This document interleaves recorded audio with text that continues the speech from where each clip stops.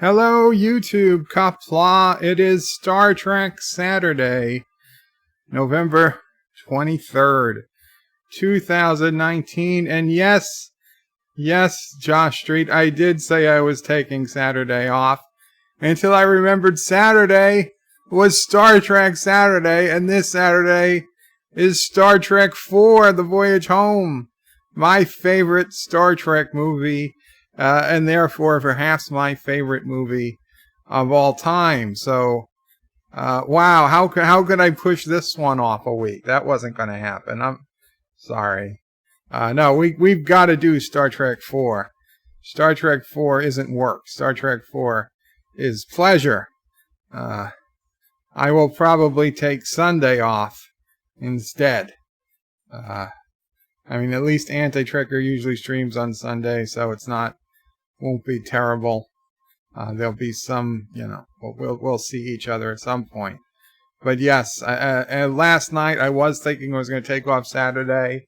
Up until about 30 minutes ago, I was like, yeah, it'd be nice to have it Saturday off. I was like, wait a second, what did I do last Saturday? Star Trek Saturday! Oh shit, I can't take today off. And I'll take off some other day. Anyway, here we are. Hopefully audio is working. Double dumbass on you. Yes. Okay, so Shromore says, greetings. Yes, Shromore is first. Shromore says, greetings, Bird of Prey, Mama Prey, and fellow nerds. And Josh Street asked about taking Saturday off, to which I already answered. Azine says, hello there. Hope you are well. Azine, I'm not too bad now, but I'll be honest, I had a very bad morning. Very bad morning. Carlos says, hiya, this is fun film, lots of good moments. And the ending with the Enterprise is superb. Yes, it is. Now you spoiled it for everybody, Carlo. John the Foreign Peasant says, hi, welcome, John the Foreign Peasant. Sci-Fi Nation. Well, double dumbass on you and too much LDS, indeed. Vile Mike says, howdy, folks. Vile Mike, you should do a Star Trek 4 review with the Vile Child and see how that goes. I'd be interested in seeing that. John the Former Peasant says, double dumbass on all of you. Yes.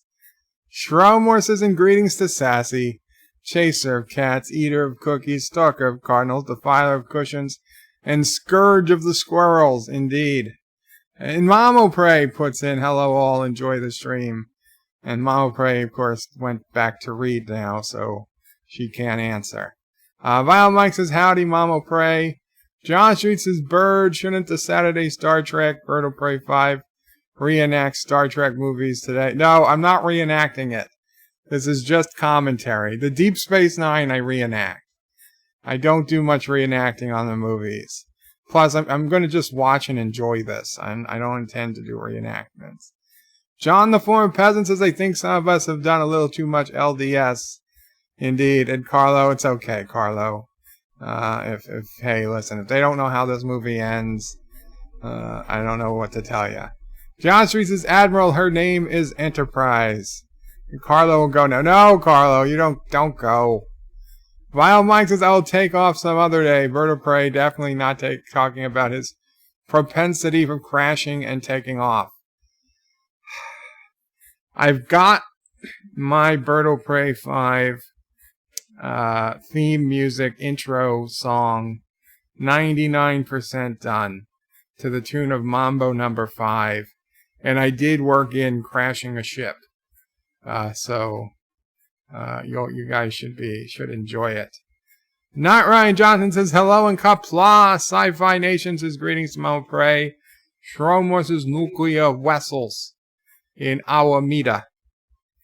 John the Former President says alpacas in Alameda. Carlo Albanese says, though the movie will hear wow, no, haha, and that's cool.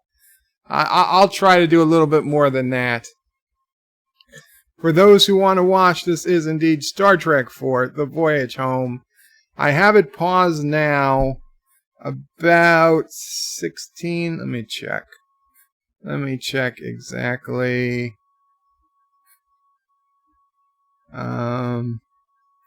15 seconds in, I have it paused, just as the cast and crew of Star Trek wish to dedicate this film to the men and women of the spaceship Challenger, whose courageous spirit shall live on to the 23rd century and beyond, because this was the first Star Trek movie after the tragic loss of Space Shuttle Challenger and the death of the 7 astronauts on board. So I remember seeing this in the movie theater, and there was, it was good to see. It was good to see they acknowledged the real American astronauts. And Star Trek and NASA have a little bit of a back and forth relationship. The first space shuttle wasn't going to be named Enterprise, but after a lot of campaign and letters by original Star Trek fans, NASA caved and changed the name of the original, that turned out to be just a practice shuttle. It never actually went into space, but they actually named it Enterprise instead of whatever it was going to be, which is probably a good trivia question, but I've long since forgot the actual name. Sci-Fi Nation says it was the only movie that did. I wouldn't be surprised. Though I can't say I know all the movies from, I guess this is 1984? The original name was supposed to be Constitution, I think. Oh, you know what? That's actually crazy. Well, not this crazy, but Constitution Class. So really, would it have been that wrong? It would have been pretty close either way. Constitution Class. The first starship of the design of the Enterprise would have been the Constitution. So maybe it should have been called the Constitution. Maybe in some alternate reality in the multiverse, they still called it the Constitution. Okay, guys. Well, this one is actually a long one. We're an hour and 58 minutes and 51 seconds for the whole movie, including the credits. So probably like an hour 50 before the credits start. So I'm going to go ahead and get started here in just a minute or so. So if you're going to be watching at home on your own, please go ahead and cue it up. Again, we are 16 paused with, we are paused 15 seconds in, just at the end of the cast and crew dedication to the Challenger astronauts. So that's where I will be hitting play from. And then if you're watching here, you'll get a screenshot every 5 or so seconds on the view screen, but preferably you'll be watching it on your own, either on your home television or your laptop or your computer, so you'll have full audio and video. And Carlos says, I have to run off soon, unfortunately, a date with Destiny, but we'll enjoy the rest later on as always. Track Yards, Bird of Prey, and hopefully something from Anti-Trekker. I will call it a perfect day. Thank you so much, Carlo. And remember, Anti-Trekker is going to be on Midnight's Edge After Dark. Not Midnight's Edge, excuse me, on Nerdrotic. Nerdrotic Friday Night Tights. But he's doing it on Saturday. So Nerdrotic Saturday Night Tights. Usually starts around 8 or 9 p.m. Eastern, I believe. That's where Anti-Trekker will be tonight. Joseph Patrick with a €2 super chat. Thank you so much, Joseph. Family gathering, but once I am home, I will join. Joseph, tell your entire family they have to watch it, Star Trek 4. But I gotcha. Thank you so much, Joseph. Sci-Fi Nation says Space Shuttle is far from being a starship. It isn't even a solar system ship, Bird. It's low Earth. Yeah, but come on. People wanted to dream. I mean, didn't you see Airplane 2? The space shuttle could fly to the sun. Peter Quinn says, okay, I got this on the phone, but not the PC.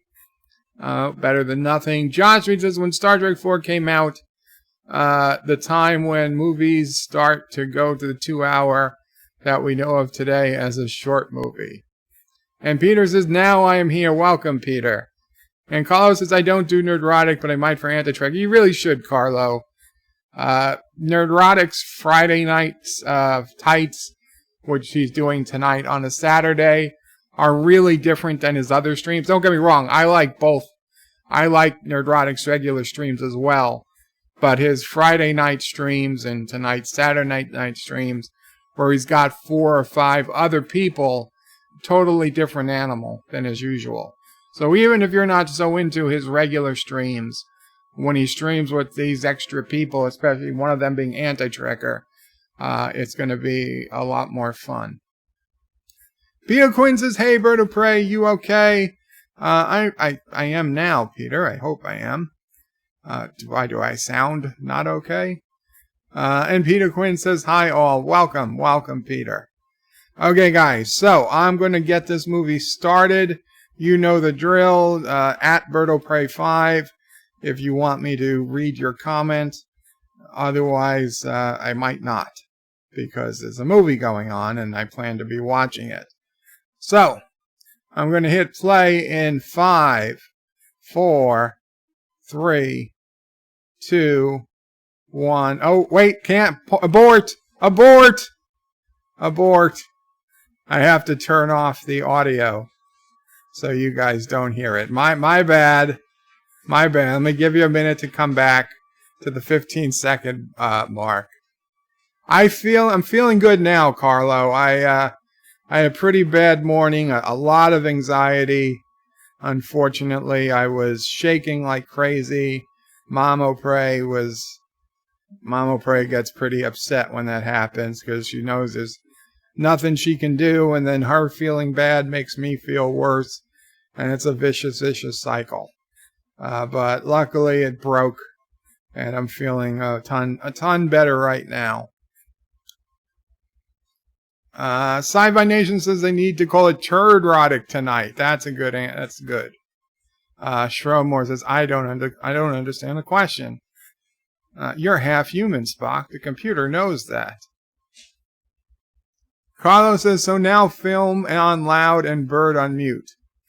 Well, I guess. Peter Quinn says, hello, Bird of Prey. I'm pretty well, thanks for asking, and even having a drink. Very cool, Peter Quinn.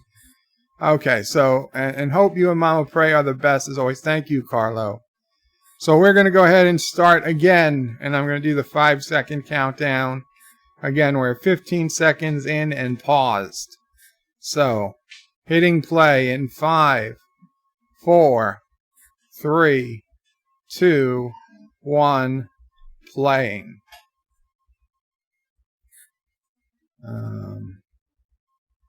Now, it doesn't look like it's playing because it's going to stay on the screen for 5 seconds. There we go. And, of course, it got a black screenshot, but there it goes. There goes the Paramount logo. Trek 95. Awesome, I made it. We just hit play, Trek 95. I'm at 41 seconds in.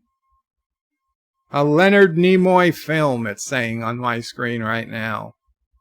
Rock Solid says, ask Bop. Not tonight. Not today.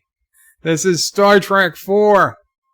We just got the great title screen of Star Trek 4, The Voyage Home. My favorite movie. Starring William Shatner.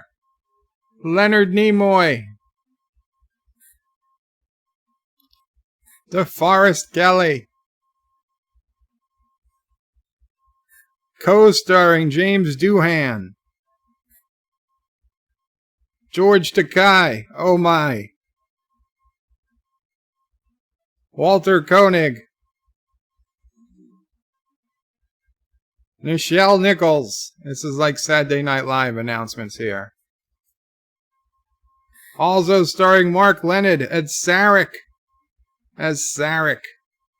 Jane Wyatt as Amanda. Michelle Barrett as Commander Chapel. And Robert Ellenstein as the Council President. And we got a Klingon ambassador and Admiral Cartwright. And Lieutenant Savick. And Catherine Hicks as Gillian. An executive consultant. Gene Anti-Trekker Hates Him Roddenberry. Music by Leonard Mosman, edited by Peter E. Berger. Jack T. Colt, production designer Collis. And director of photography Don Peterman, ASC. Executive producer Ralph Winter. And based on Star Trek, created by Gene Roddenberry. Story by Leonard Nimoy and Harv Burnett. Screenplay by Steve Mearson and Peter Kreiks. And screenplay by Harv Bennett and Nicholas Meyer. Produced by Harv Bennett. And directed by Leonard Nimoy. Dun dun dun dun. And we hear the whale probe. This was so like, what was it? Well, it was the first time watching this. We got some fancy computer graphics. A probe. And now we have a very diverse crew on this starship.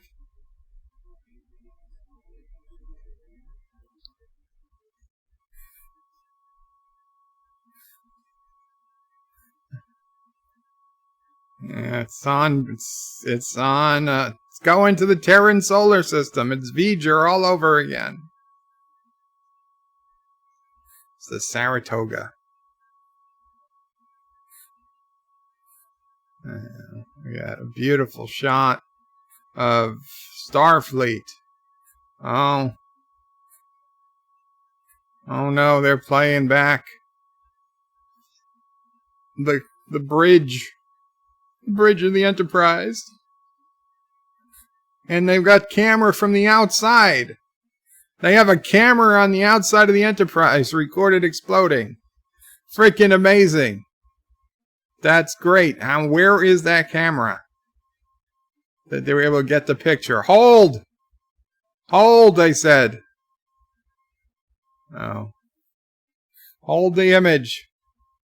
Hold! The quintessential devil in these matters. James T. Kirk, renegade and terrorist. I love it.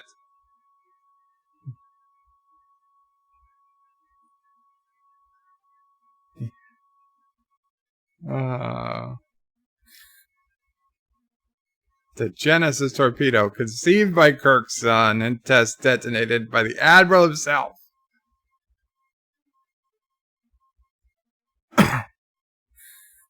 The Genesis planet, a secret base of which to release the annihilation of the Klingon people. We demand the extradition of Kirk. We demand justice. And now here comes Sarek. And everybody's confused. It's very improper. Vulcans are well known as the intellectual puppets of this Federation. Klingons shed first blood.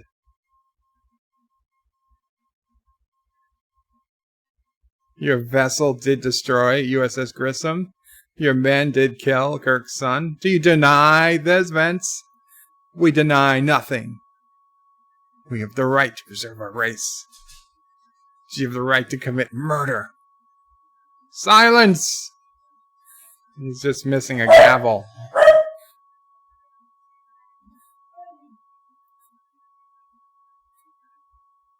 Sarek has come to speak on the behalf of the accused.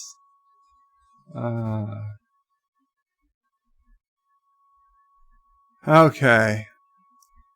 Admiral Kirk has been charged with 9 violations of Starfleet regulations. Starfleet regulations, this outrageous! Remember this well.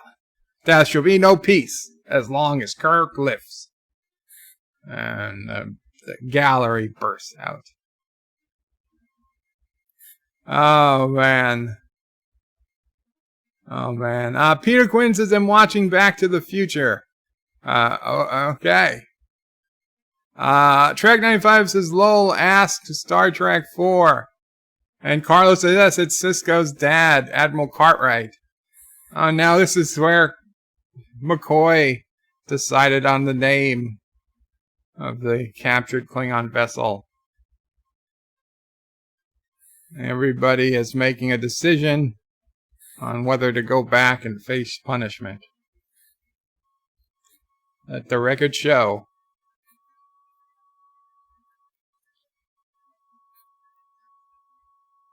I don't think it's the first female captain we see, Carlo. Peter Quinn says, This is the first film I saw at the cinema, Bird of Prey. Wow, very cool. The first film ever you saw at the cinema, or the first Star Trek film? Mr. Scott needs one more day. Reading Klingon is hard. Damage control is not easy.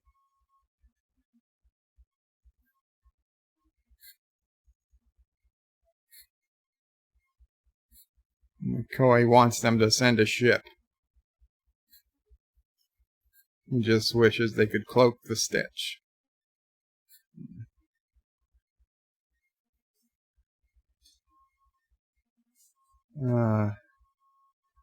Kirk is looking up. I mean, it's crazy that they've been on Vulcan that long, and there really been no other ships that could get them to Earth, but whatever. It's a good movie. I don't care. Who said logic is cement of our civilization?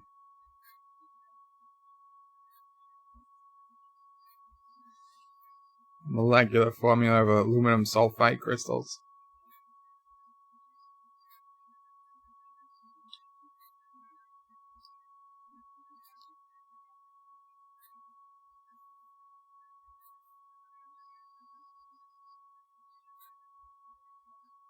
Klingon mummification glyph.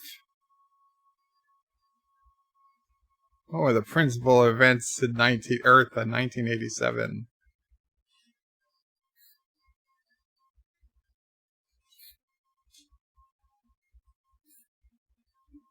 How do you feel? How do you feel? Poor Spock.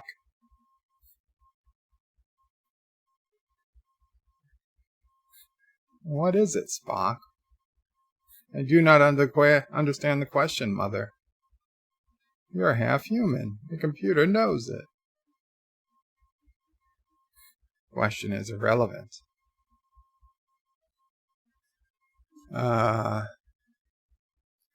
Track 95 says Bird of Prey, please read as fast as the computer. I'm sorry, Track 95. Peter says I told her about how much I was enjoying Enterprise when he died, Bird of Prey. My dad wanted to see it. The first film we ever saw at the cinema. My dad wanted to see it.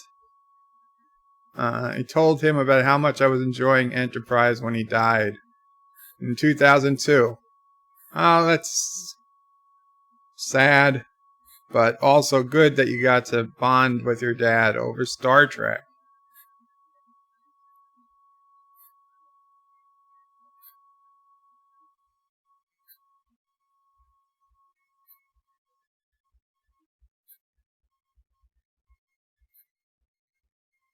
Stromore says Bird of Prey. Imagine if George and Gracie told the probe, these a-holes kept us in jail no bigger than a bathtub. Then they tried to spear us. Then they kidnapped us. F them up. They might have. Beam us up first, they would have said.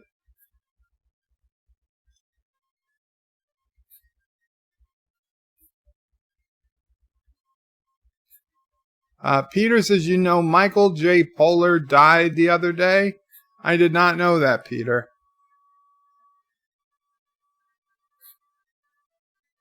Peter says he said it sounded great, Bird of Prey, Enterprise, and wanted it on audio, but he went blind in the late 80s.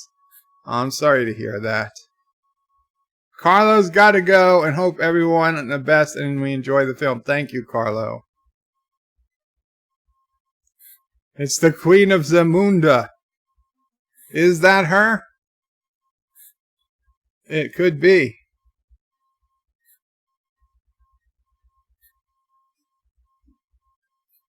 He was born New Year's Day. Oh, wow, Peter.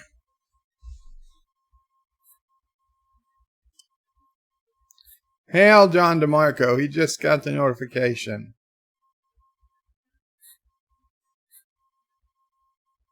So that's got to be Sisko's, like, great-grandfather, who then changed his name from Cartwright to Sisko when he was found out to be a traitor in Star Trek VI. Neutralized. Bringing up the Yorktown.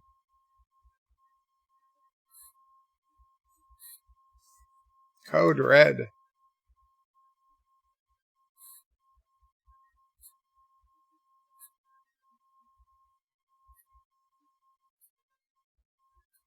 Forms of energy the best scientists don't understand.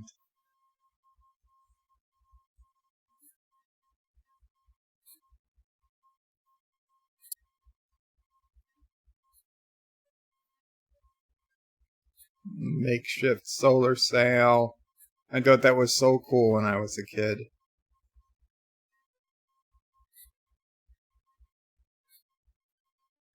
Look at that fine ship. Look at that fine Klingon ship.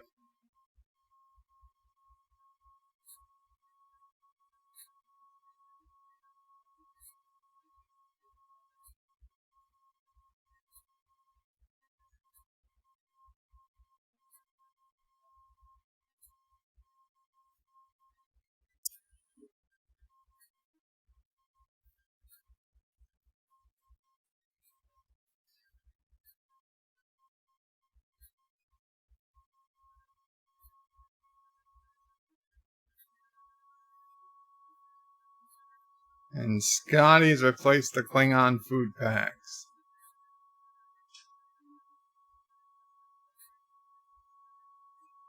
Everybody not going Earth better get off. It's time to say goodbye to Savick.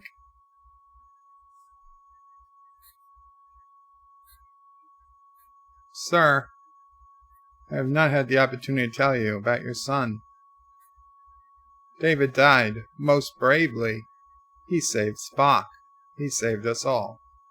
I thought you should know.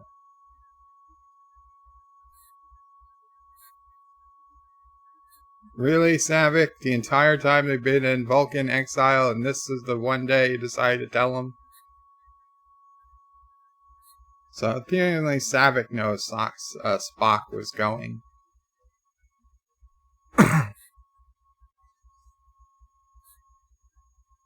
Jim, Spock, Jim. Don't you remember? It would not be proper to refer to you as Jim while you're in command.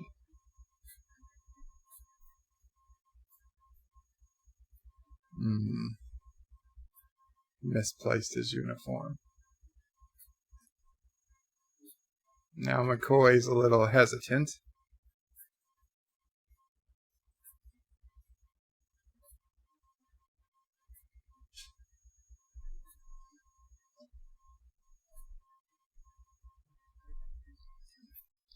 Peter says Michael J. Pollard was the eldest kid in the TOS episode.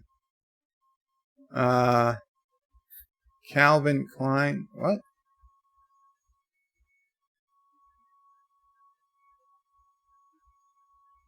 Okay, in a TOS episode.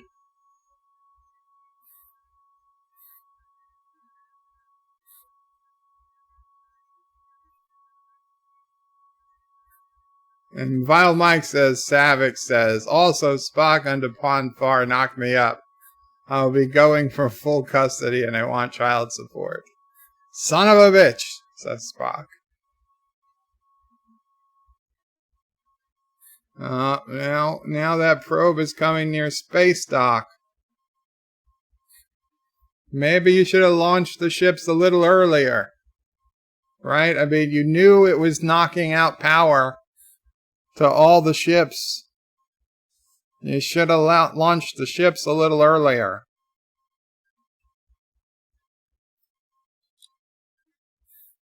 Why would these ships come to a stop?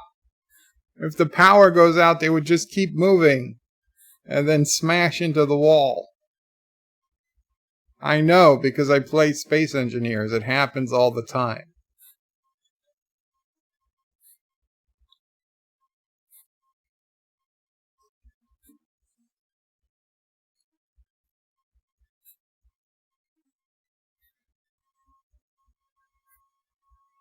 I am on live chat, Sci-Fi Nation, but as it's a movie, I'm skipping any of the chats that don't have at Bird of Prey 5.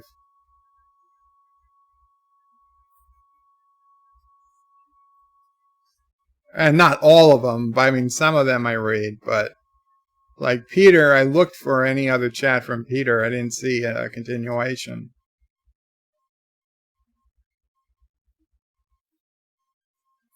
No Federation vessels at assigned patrol stations.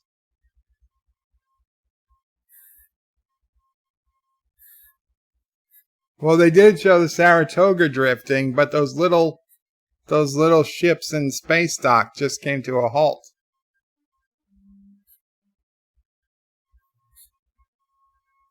So McCoy comes over, asks if Spock's busy.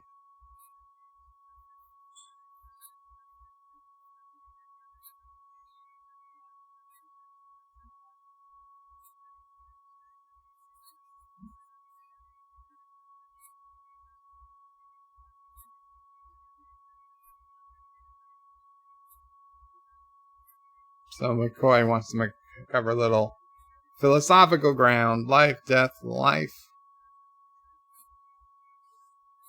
No.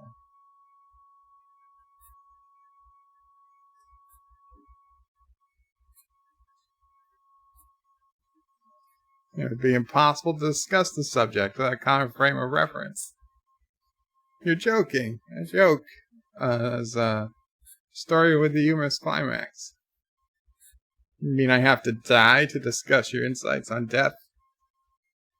Forgive me, Doctor. I'm receiving a number of distress calls. Oh, I don't doubt it. I love it. I love it. I love this interaction.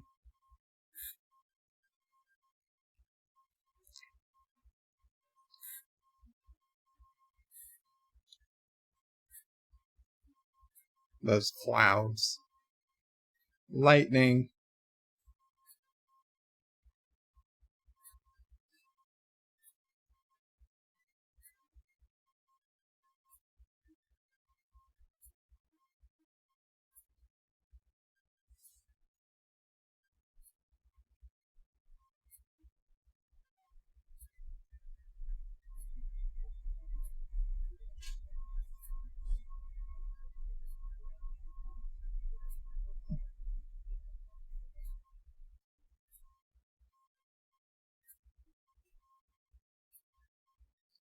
Cartwright switches to planetary reserve power. Calls a red alert. And they're hearing the probe.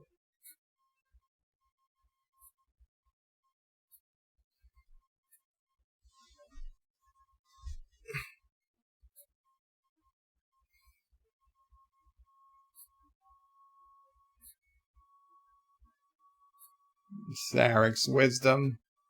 It's difficult to answer when does not understand the question. Mr. President, perhaps we should transmit a planetary distress signal while we still have time. This was a biggie when they picked this one up. Admiral, overlapping distress calls, and now a message from the Federation.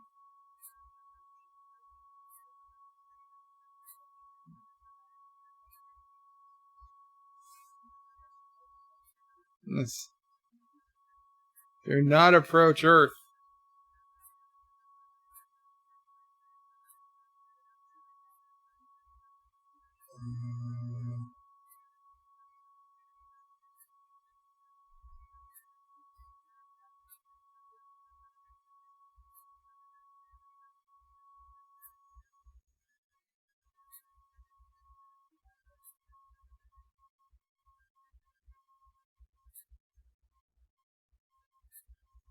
Save your energy. Save yourselves.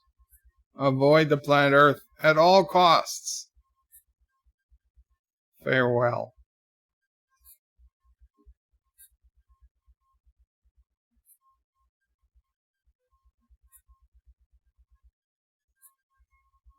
Yep, Kirk, it's going to be up to you again to save the planet.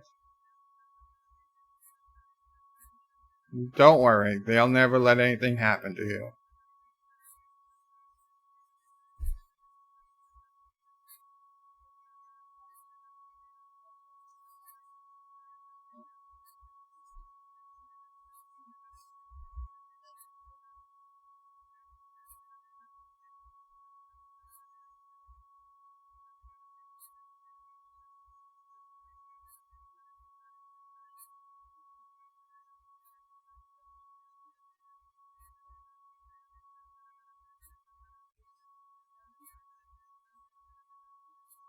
I find it illogical its intention should be hostile.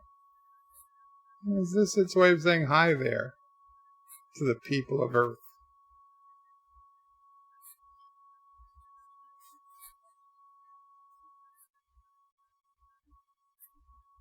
Wesley says, Bird of Prey, greetings, birds, turds, and what? Klingorks. Peter Quinn says, you know, whales are trying to communicate with us, Bird of Prey. I read an article on it the other day. Really? If they tapped out the prime numbers, then I might be, that might help. They could just tap out prime numbers.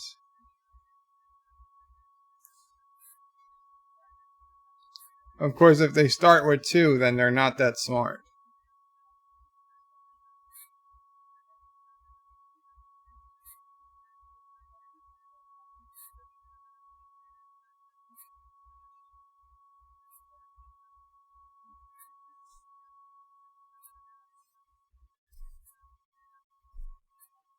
So they adjusted for what it would sound like underwater. Nobody recognizes it, except Spock.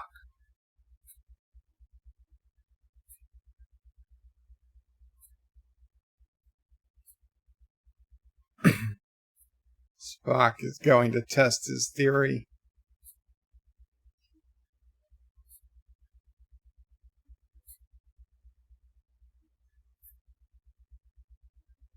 Sci-Fi Nation's Bird of Prey. The Bird of Prey in this movie was actually a decent ship.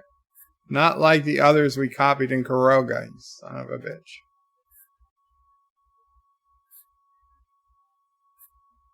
The song sung by whales. Whales? Humpback whales.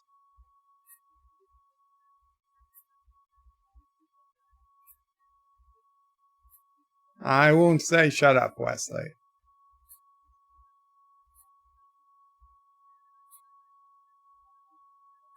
And now we find out humpback whales have been extinct since the 21st century.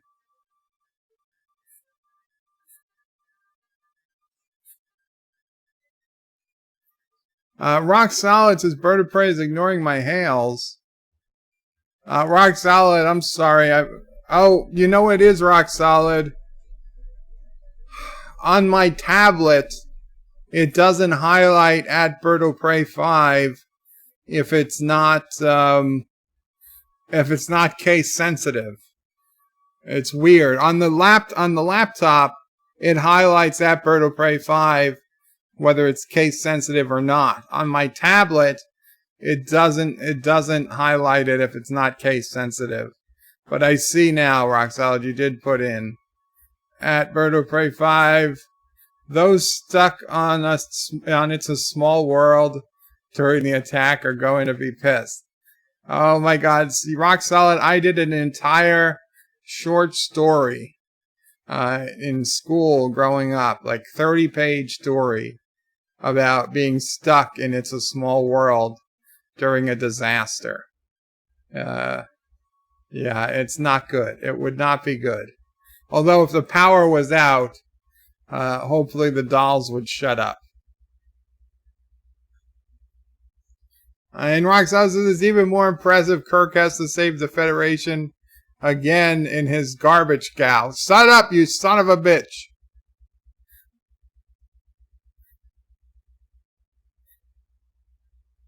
But there you go, Roxal. That is why I wasn't. Not that I was ignoring it. I didn't see it. I will look closer. Wesley's a bird of prey. You just said it. I'm sorry, Wes. Humpbacks. Humpback people. Whales, Mr. Scott. Rock Solid says set chat to live. Yes, yes. Vile Mike says shut up, Wesley. Here's a band-aid for your soul. And Peter Quinn says Discord message Bird of Prey. Can't find the same article. Okay, well, I don't have Discord open right now. I've got 1, 2, 3, 4 other windows open. I can't do Discord at the moment, but I will check Discord after this is over. So Spock is doing his computations for Time Warp.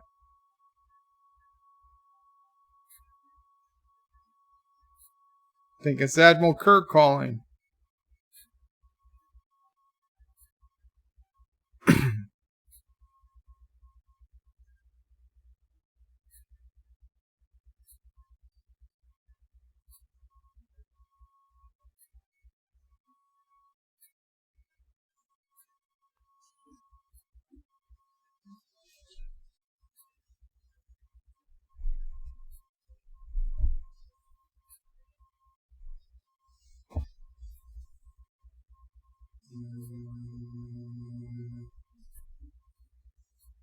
I'm going to attempt time travel.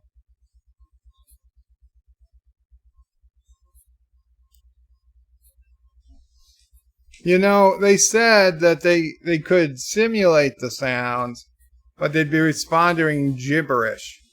You know, maybe it's worth trying, right? Maybe it's worth trying just in case. You don't have to go all the way back.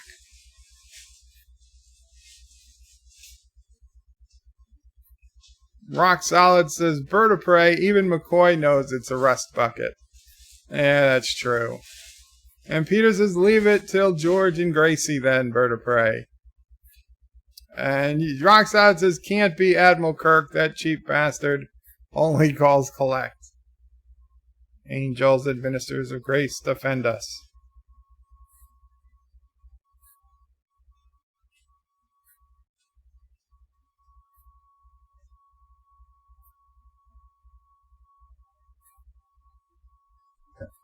May fortune favor the foolish.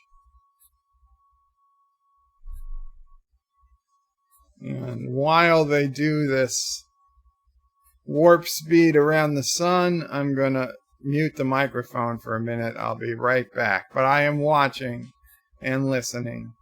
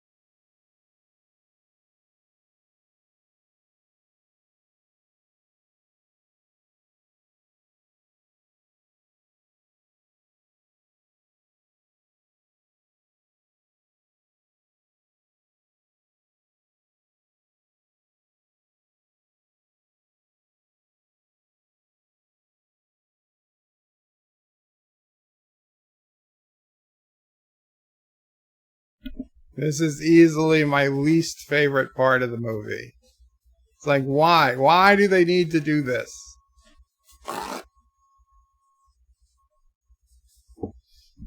Man, just go back through goddamn time.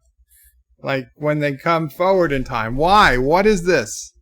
Is this somebody dreaming? Like, what is this supposed to represent?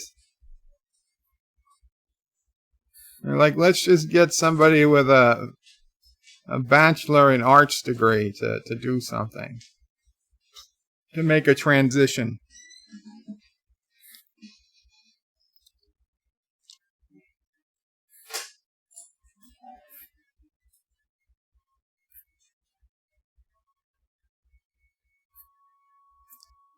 Miss Londell, welcome, Miss Londell. Says Bird of Prey 5, going back in time is the most logical thing to do in this circumstance. You just don't have time to try to figure out the language, even if you're using a computer. Except, Miss Londell, you have all the time in the world, because if it doesn't work, you could always just go back in time and come back before you left. Rock Solid says Bird of Prey, luck favors the fool. Luck favors fools, little children's, and ships named Enterprise. Indeed. Indeed. Mr. Miles says, where's the sound? You've got to be watching it on your own, Mr. Miles. You want me to get copyright strike?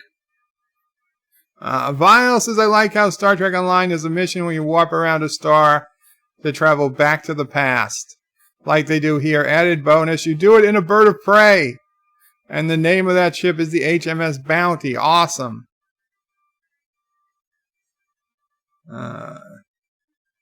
Josh Street says, Bird of Prey, you forgot to mute the music. Mute the mic, we could hear the Jaloja vacuum cleaner. Is that true? Because that would suck, since I definitely muted the microphone. Sci-Fi Nation's Bird of Prey, it's an homage to the Superman movie. Wesley says Jaloja everywhere. And Rock Solid is okay with me getting a copyright strike. Bird of Prey, when I asked where is the sound, I was talking about you. It was just dead silence when I came in for a whole minute. I thought something was wrong. So you didn't hear the vacuum. And the Klingon crystals. The Klingon crystals.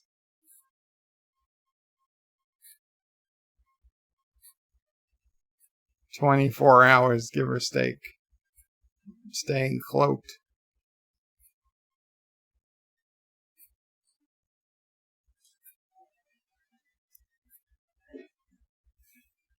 Is there no way of recrystallizing the dilithium? Sorry, sir, we can't even do that in the 23rd century.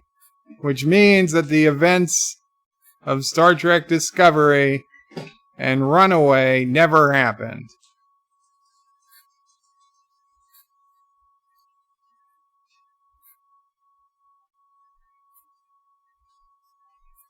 Mrs. Londell says, Bird of Prey, no, just go back in time, get the damn wells, and save the day. We can do left-wing nonsense later on.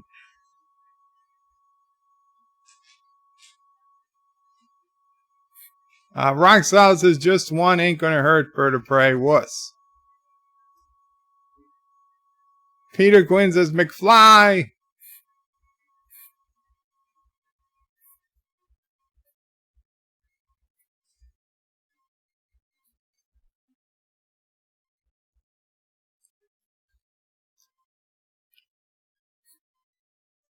And McCoy saying San Francisco doesn't look all that different. But of course, if it was 2019, it'd be like, Captain, I'm reading tons of human excrement all over the city. Are you sure this is where we want to land? It's reading as a toxic waste dump.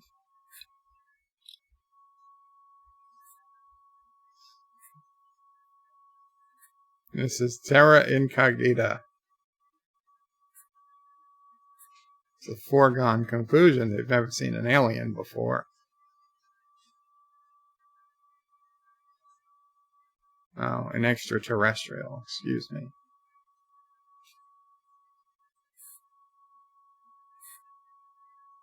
Very convenient to have a place to rip off perfectly straight fabric from your robe.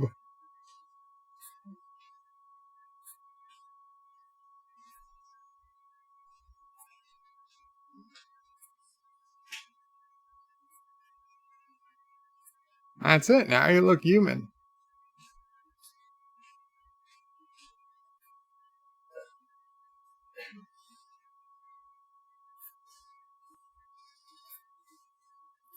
Peter Quinn says, read comment before McFly. Hit him, George. McFly.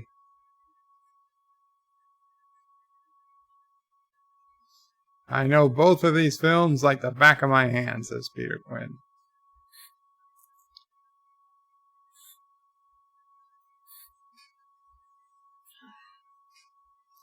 Right, because the best place to park a spaceship is right in the middle of a public park.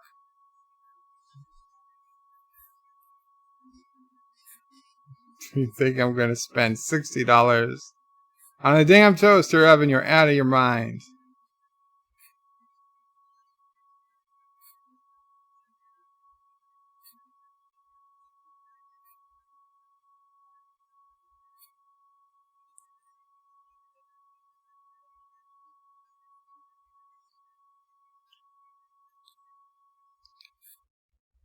I loved it. I love when that garbage can just gets crushed.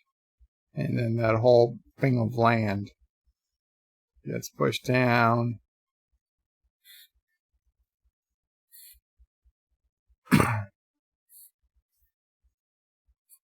And then the door opens and people are coming out. Did you see that? No, and neither did you, so shut up.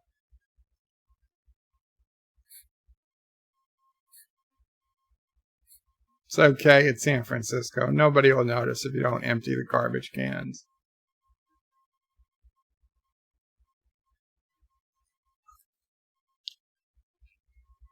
Everybody remember where we parked. That was a great line.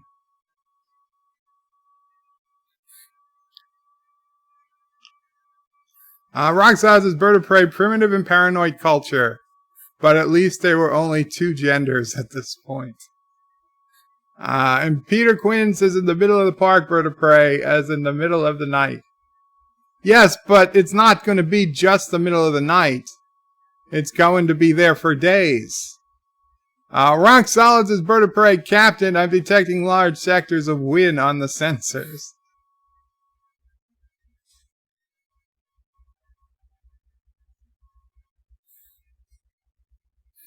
Miss Londell says, interesting side note. Star Trek 3 and 4 are the only TOS movies where the main characters spend the majority of the film not in uniform. The rest of you break up. You look like a cadet review.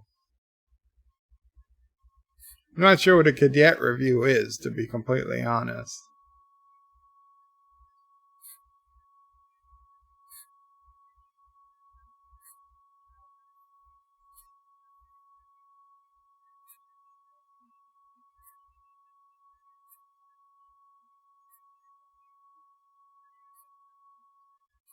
'18th century American. Quite valuable.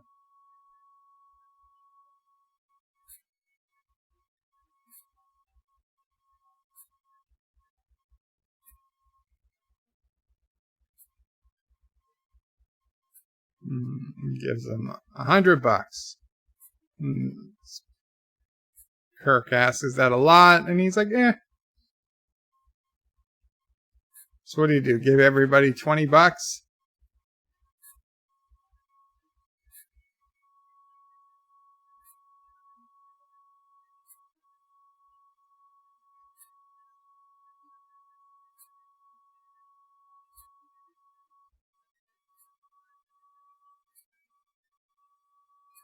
Now, how did Spock know there was going to be a map?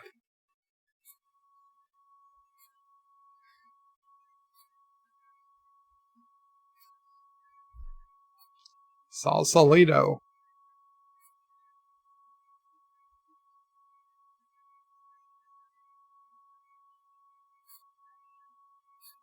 Simple logic. I love it. What is it? What is exact change?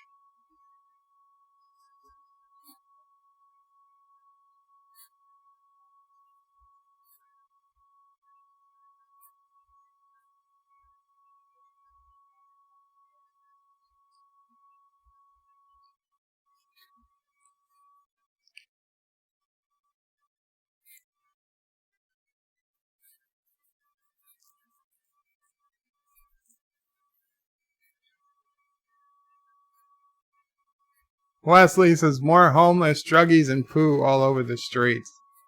Yeah.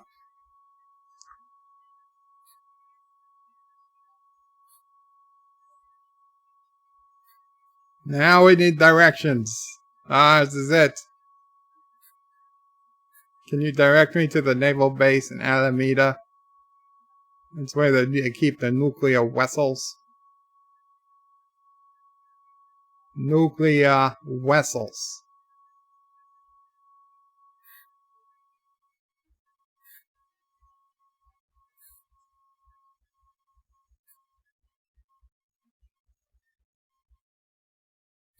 So apparently they shot this all with extras, and they were told not to answer any of them.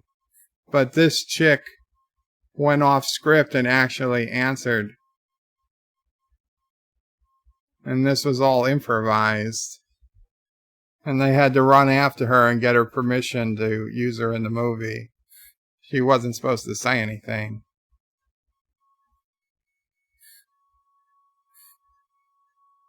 I hate you and I berate you.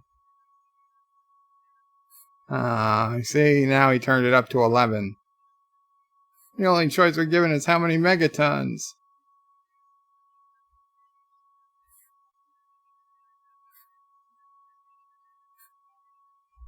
And there's Spock giving another irresponsible nerve pinch. That poor guy. He might never walk again. Everybody's clapping. That was an assault in the first degree.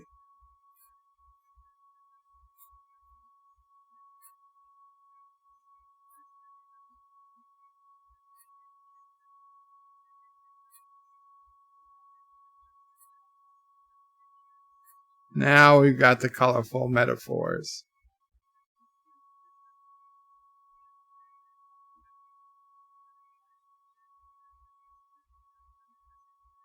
Rock Solid's Bird of Prey scroll up. Plus, this scene wasn't with extras. This was just the public.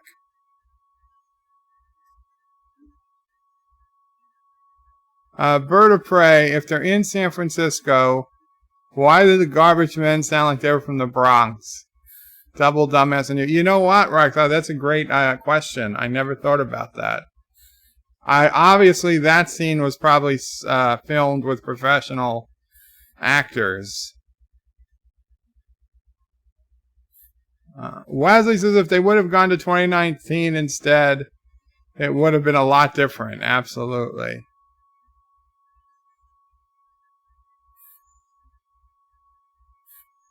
Jillian.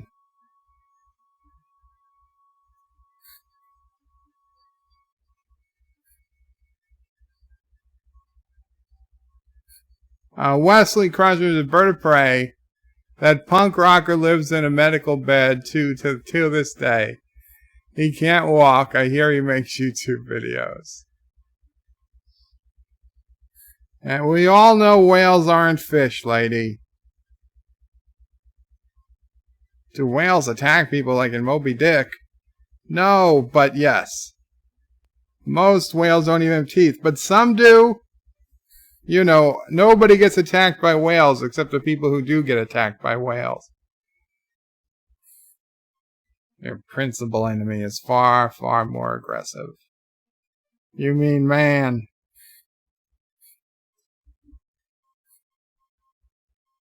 She wants to use synthetic things now.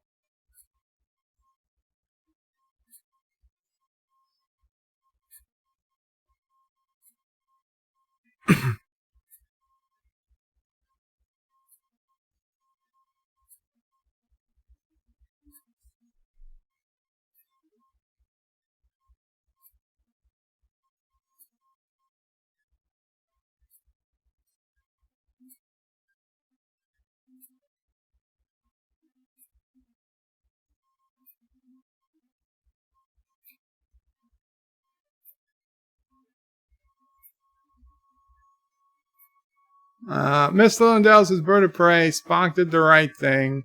The asshole with the loud radio should have been punched. Neck punched. John treats his bird of prey, neck pinched. John treats his bird of prey. No, it's all about Spock and his neck pinch. And Rock Solid says, nice woman-splaining going on there, bird of prey. Yeah. Yeah, it was.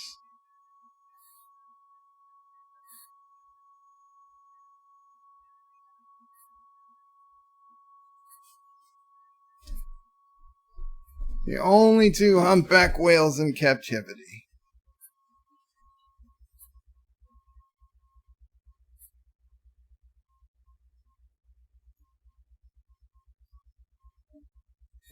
They wandered into San Francisco Bay as calves and were brought here. Which means they were probably siblings. It's disgusting.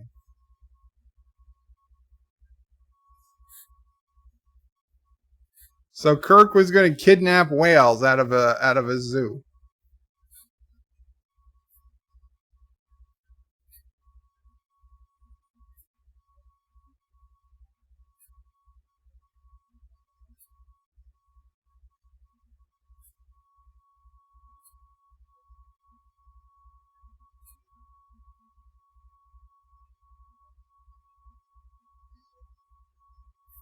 Mr. Miles, his bird of prey, did that Vulcan neck pinch trigger you? Trigger me? No, it just reminded me of the terrible violation I suffered at the hands of Spock. Rock Solid says female whales getting killed, even when pregnant, when those females are making that choice. Their bodies, their choice. Wow. They are not the hell your whales, exactly. Sci-fi. Maybe he's singing to that man down there.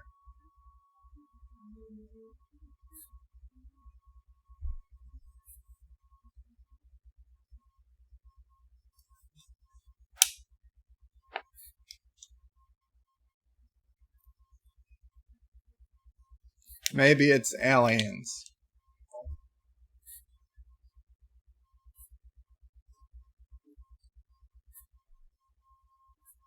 Maybe he's singing to that man. Oh my God. What the hell? Excuse me.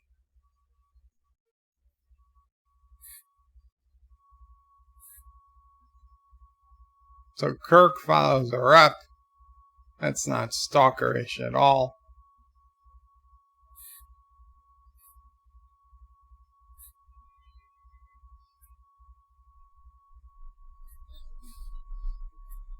So Spock says he's attempting to communicate. Rock Solid says female whales. I read that. Admiral, if we were to assume these whales would ours do with as they please, we'd be as guilty as those who caused their extinction. Rock Solid says it's only if only they didn't need money in like the 23rd century, they could be a more enlightened species. That's true.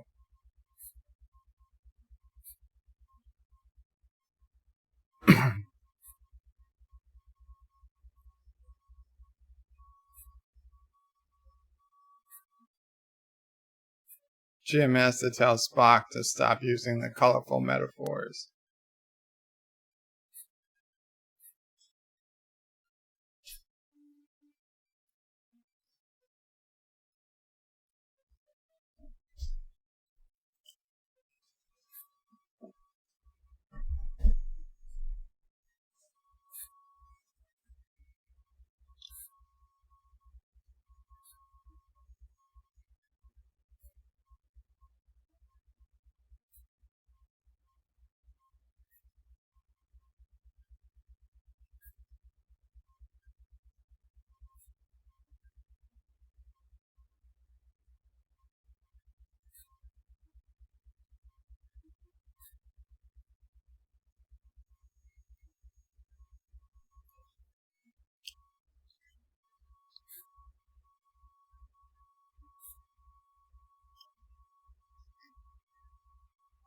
Sci-Fi Nation says the krill were abducted and genetically enhanced, and they hate Ed Mercer. Rock Solid says Spock assaults English language almost as badly as Bird of Prey 5 does. Son of a bitch.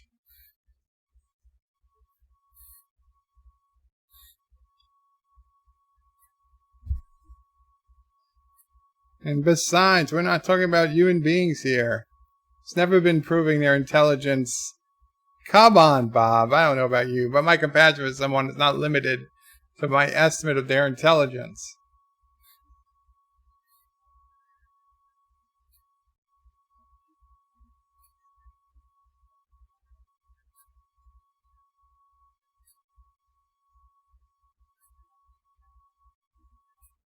I guess Uhura and Chekhov found their way to Alameda.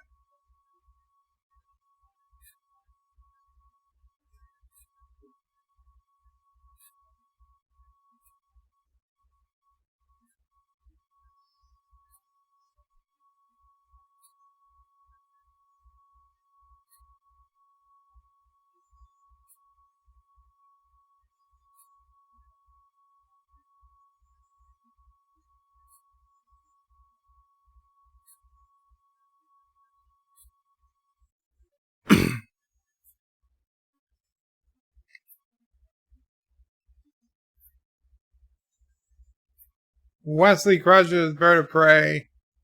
I have on good record that punk rockers want to and come years and still can't walk.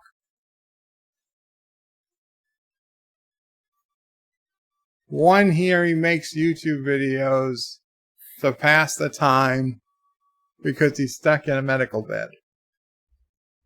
He was part of the free speech movement at Berkeley. He did a little too much LDS. She lets him into the truck.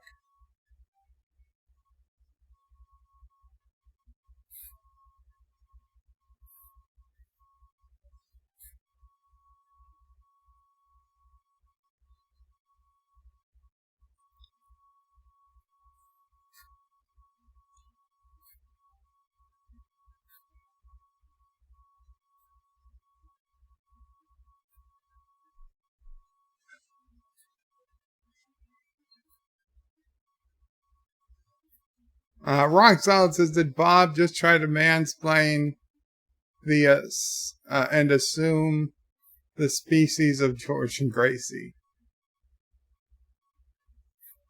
Peters has got to love some LDS. John Streets' Bird of Prey. How did Chekhov know it was the Enterprise when U.S. Navy doesn't paint the name and ship on yeah, I don't know how I knew it was the Enterprise. Wesley says, Bird of Prey, are you tired today? You seem out of it. You know, Wes, I am pretty tired. I ended up waking up 4 in the morning because an alarm was going off, and it took me a while to I didn't want to wake Mama Prey up until I knew where it was coming from, and it turned out I wasn't 100% sure. I woke her up, and it turned out it was coming from my network attached storage because it's basically it was full. So I had to order a bigger network attached storage. This has been a really old one. I wasn't sure it was going to last long anyway. So I ordered a new one, which will be here tomorrow. But yeah, I lost a few hours of sleep because of that. And I am exhausted. I'm doing my best to make it through this. I am so sorry. You guys, I need to be more upbeat. I need to be more upbeat. I need some caffeine. Or crack. Anybody got some methamphetamines they could send me? Wake me up.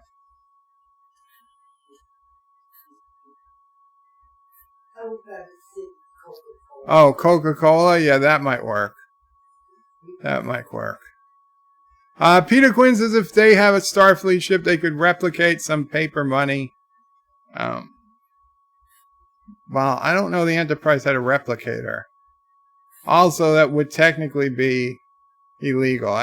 Do you guys like Italian? Why does Spock hate Italian food? No, yes, no, yes, no. I love Italian, and so do you. Yes. And now we're at PlexiCorp. Alexa didn't wake up Bird at 4 a.m. It turned out to be my QNAP NOS, because I only had about 1 gigabyte out of 2 terabytes left. I don't understand why they have to put an alarm to go off every 5 minutes when the hard disk is nearing full. If you're going to put an alarm, make it once an hour. It was just close enough that I couldn't get back to sleep without hearing it.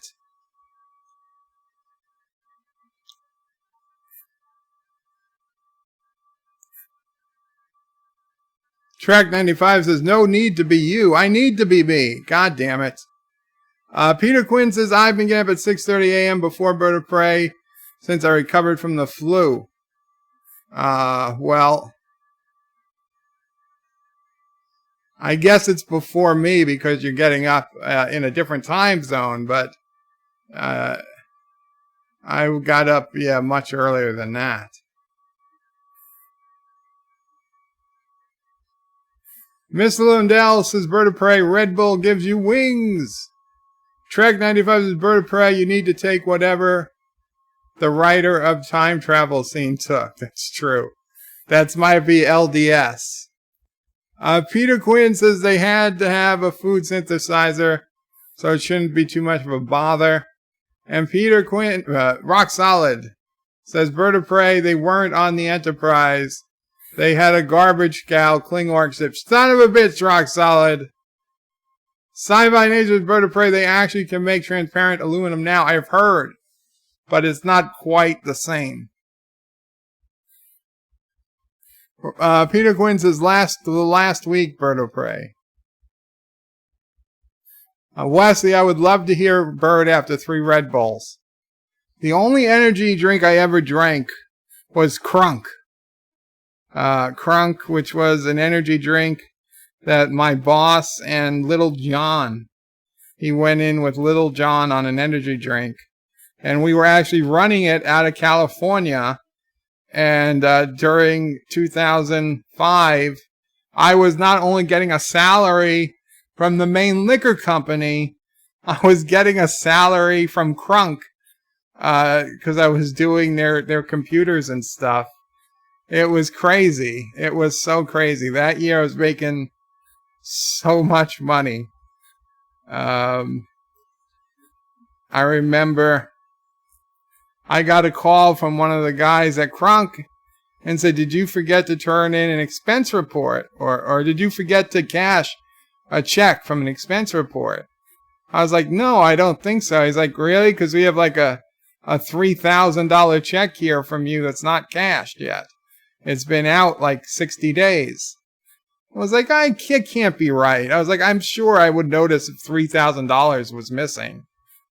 Nevertheless, I went through all my paperwork, and sure enough, I had forgotten to cash the reimbursement check. Oh man, it was crazy, crazy times. Luckily, they reminded me, and I found the check, and I cashed it. And he said, you know you made it when you have a $3,000 check and you didn't notice you didn't cash it.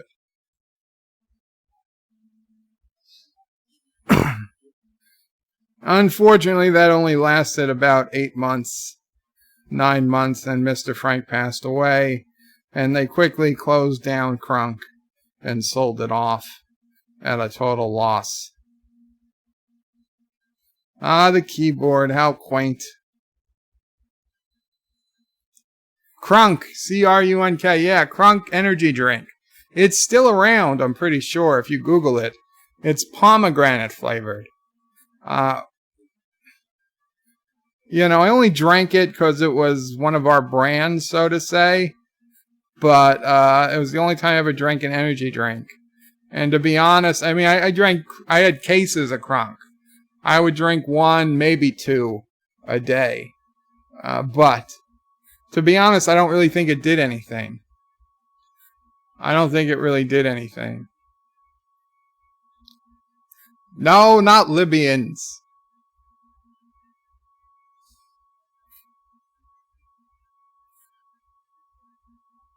Sci-Fi Nation Bird of Prey, Red Bull would sound like Freddie singing Sinatra during their man-on-man son of a bitch.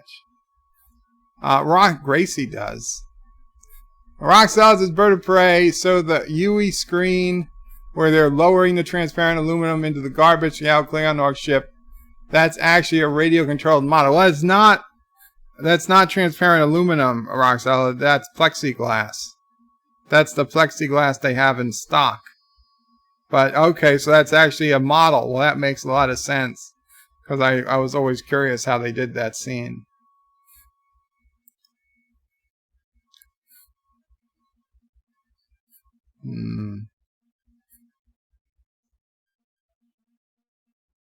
Extra onions. Not going to be any kissing time tonight.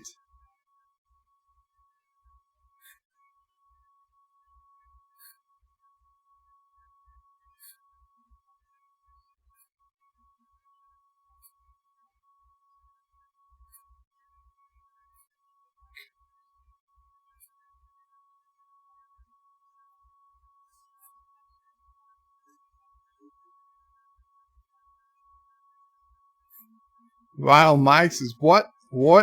Yeah, what? Yeah, that was it. That was Little John.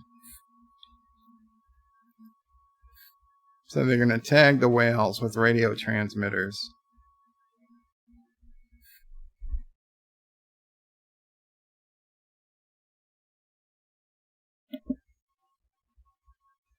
He could take the whales where they'll never be hunted.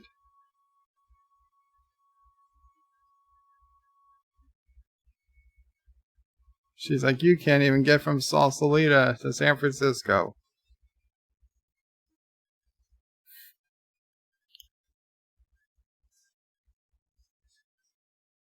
See, in my headcanon, Scotty gave away the secret to transparent aluminum to the guy who invented transparent aluminum to begin with. Roxas says, why did Jillian order 2 orders? I don't know. 1 for each of them? Thank you. Where could you take them? Not so much of as a place as a time.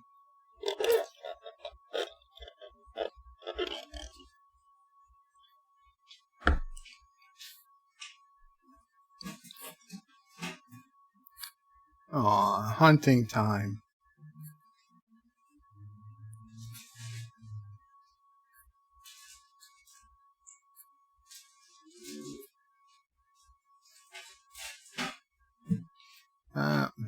He has a pocket pager.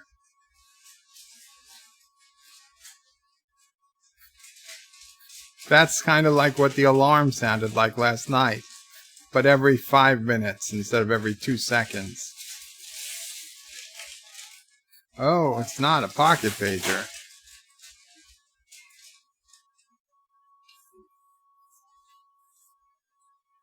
Tell him phaser's on stun. Good luck.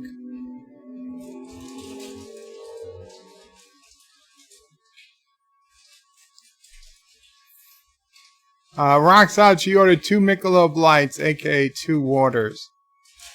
Sci-Fi Nation Bird of Prey, most restaurants bring water for everyone at seating. Some people forget to ask for it anyhow. See, the problem is, especially in places like California, where there's water shortages, they often have regulations where they're not supposed to bring you water unless you ask for it. Because saving, hundreds of cups of unwanted water a day could, extend their reservoirs an extra 15 or 16 minutes. And here Kirk comes clean. He's from the late 23rd century. He's come back in time to bring 2 humpback whales in an attempt to repopulate the species.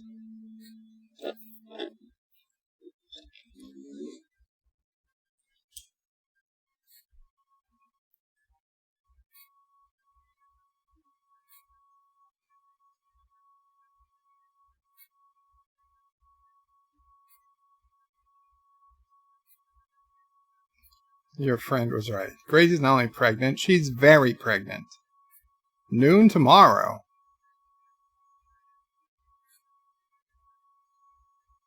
Noon tomorrow. Are we leaving?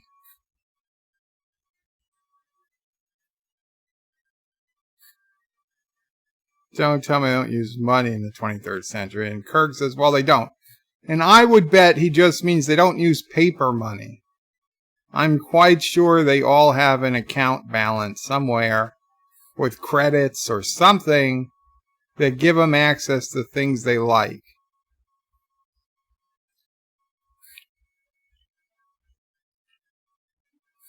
We got some nice German shepherds doing security on the ship. Apparently they can't smell Chekhov or Uhura.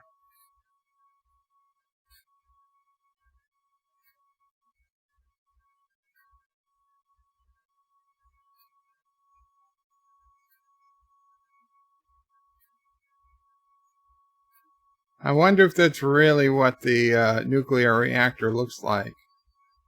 I can't imagine it is.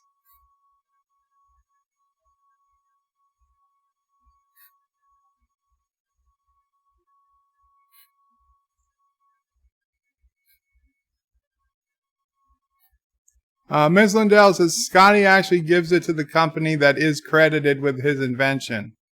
How do we know he didn't invent it in the first place? Yeah, that's what I always took that to mean, Miss Lindell. But some people don't believe that that's what it means. Wesley's Bird of Prey, what are you talking about? There is no water restrictions like that. At least not now. No, maybe not now, Wes, but there have been in the past. Rock Solid says all the tea in China, that's racist. It wasn't racist in 1984. Sci-Fi Nation's Bird of Prey just built more desalination plants in California. They have an entire freaking ocean. Yeah, except that desalination plants are very, very expensive to run, very inefficient, and if the water's been irradiated, it's still not the greatest source of water. But yeah, California should really be investing in desalination plants. I know there's a big one up by Oceanside, but they should have more because they can't keep getting fresh water from, rivers. That's going to run out.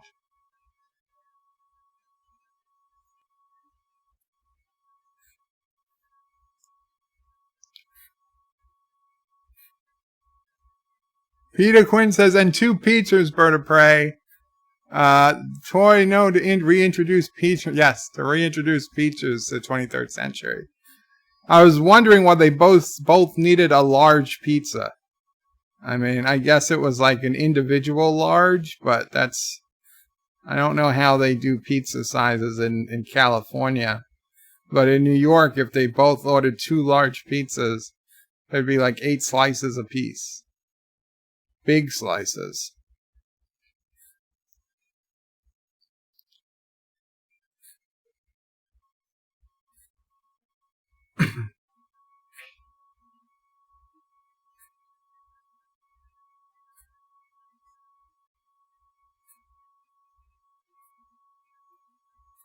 Why would the probability be that the missions fail? You have unlimited time, Spock.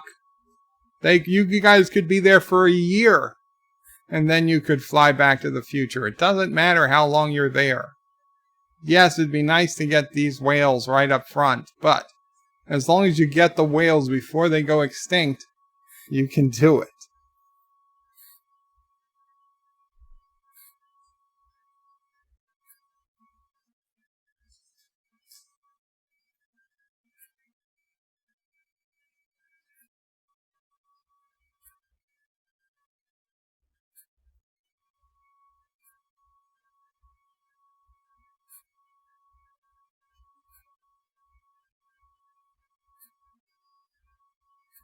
power drain inside the ship.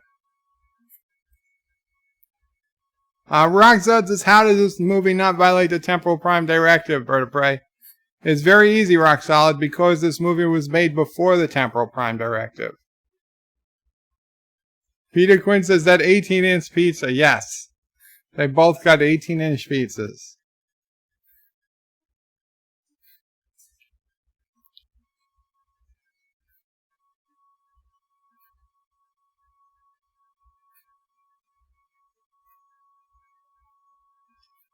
We have an intruder, number 4 MMR. Scotty, do you read? And why is Scotty whispering back to them? I can hardly hear ya. You have to take you one at a time. Uhura doesn't even argue. She'll take the collector and go first.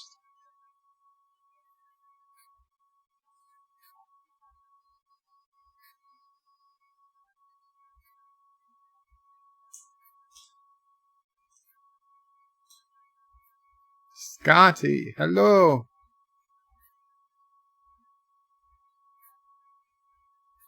Come in, please, Scotty. Scotty. How soon? Damn it, Scotty. Talk regular. You don't have to whisper.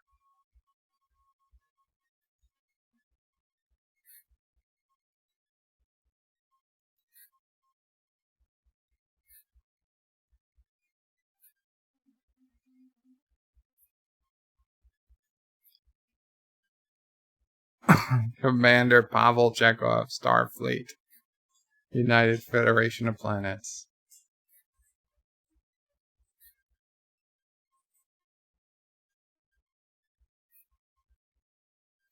Josh uses Bird of Prey 5. Sorry, I'm only listening to Bird Watches Star Trek 4. My video was corrupted, so I'm having to re-edit the video. Oh, I'm so sorry, Josh Street. And that's fine that you're listening. I do not know your name. We're through. Can I go now?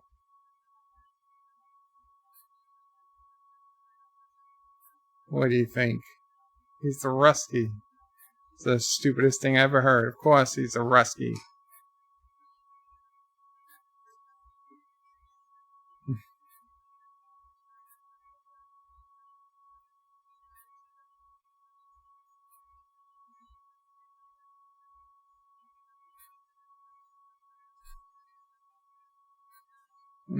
That's the weirdest phaser looking thing I've ever seen.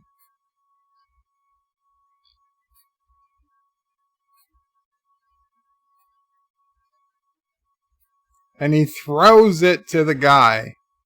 I mean, if he was really trying to escape, he should be taking it with him.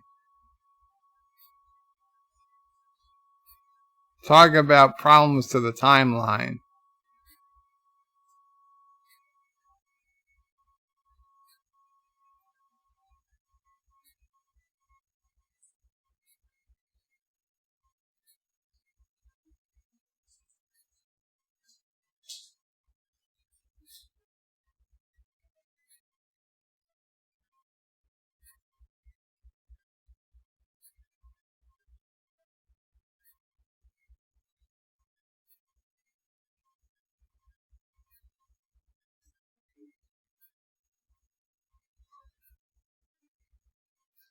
Miss Lindell says those Starfleet... Oh, poor Chekhov. Those Starfleet uniforms are probably the best looking ones throughout the entire franchise. I agree. Way to come up with a cover story, Chekhov. Peter Gwynn says 8 p.m. here, Bird of Prey. Gotcha, Peter. Well, there's about 34 minutes left, I'd guess, before we hit the credits.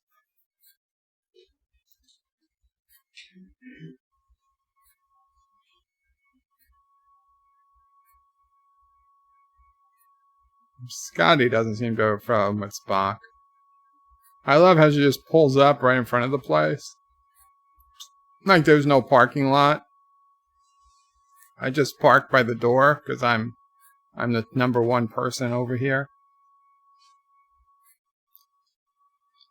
It's a total boss move. I admire her for it.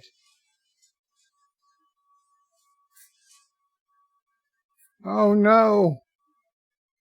Somebody stole the whales.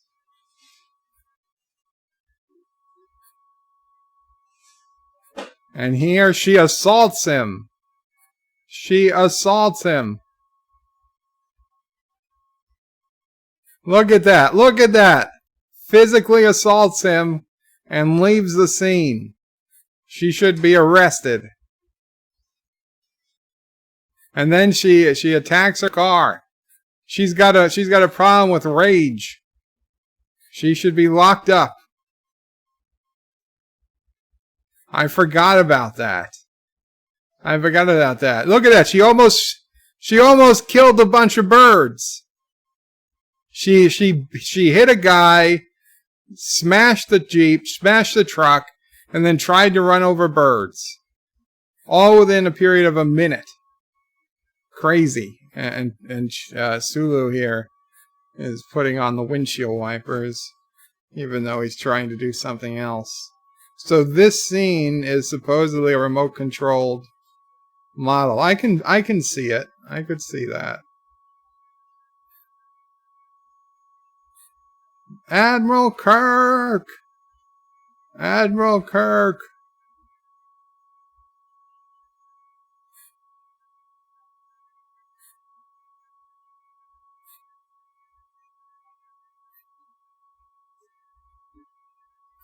Peter Quinn says, what's the time on the film? We are at 1 minute 39. Well, we at 1 minute, 1 hour 40 minutes at the beep. Beep. Wait. I'm sorry, 1 hour 20 minutes. We're at 1 hour and 20 minutes. And the film goes to 1 hour 58 minutes. But the last probably 6 or 8 minutes is probably credits. So I'd say 30 minutes. I'd say we got 30 minutes left. And now if there happens to be a camera pointing right to the front where she's touching it. So he beams her in. What a great way.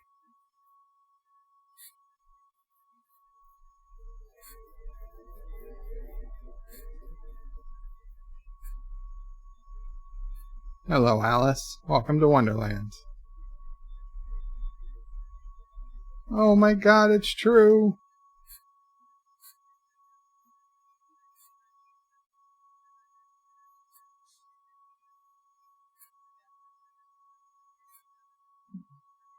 Is it real? Of course it's real. Come and take a look. Come to my bedroom.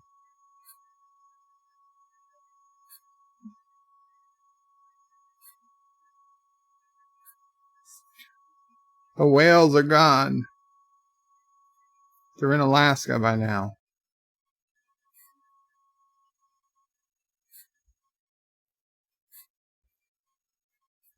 What kind of spaceship is this? It's a spaceship with a missing man. Its full power has been restored, and now she sees Spock without the headband on.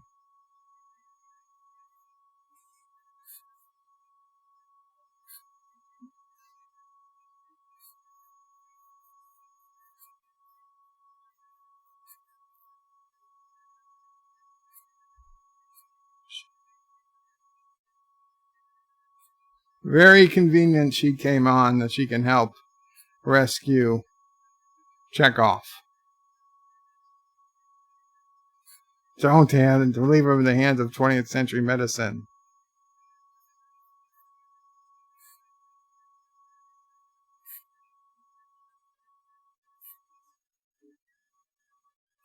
Shromore says, imagine if it was the other way around. We don't know what she did to him off camera. It was a PG show after all. Yeah. Sci-Fi Nation's Bird of Prey has been suggested to build power plants next to desalination plants. The cost to operate goes down immensely, especially if it's a tidal action type power plant. Kidney dialysis. Dialysis, what is this, the Dark Ages? Here, swallow that. Have any problems, just call. We've never seen a doctor prescribe a pill in Star Trek. They always give him a hypospray. Luckily, McCoy just happened to have his kidney replacement pills on him.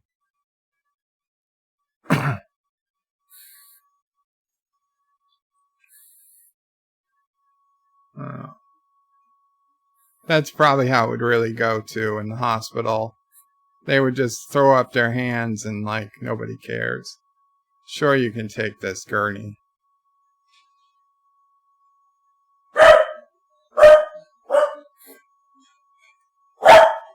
That's Sister O'Prey. She's back. And she's got lots of bags. Well, at least one whole handful of bags.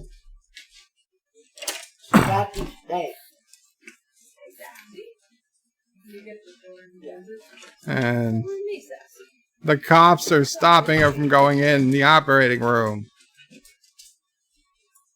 This woman has immediate post-brow upper abdominal expression. Gas. You got cramps. I love this scene. Who are you? Why aren't you masked? Who are these people? What are you doing? What the hell is that? What's your degree in dentistry? I mean, these doctors bickering. A simple evacuation of the expanding epidural hepatoma will relieve the pressure. My God, man, drilling holes in his head aren't the answer. The artery must be repaired. Now put away these butcher knives. Let me save this patient before it's too late. I'm going to have you removed. And Kirk is like into there. I'm like, what is that, a gun? What is that? And they all go. They all go in. And Kirk melts the doorknob because it's the only exit or entrance from that room. You melted the lock.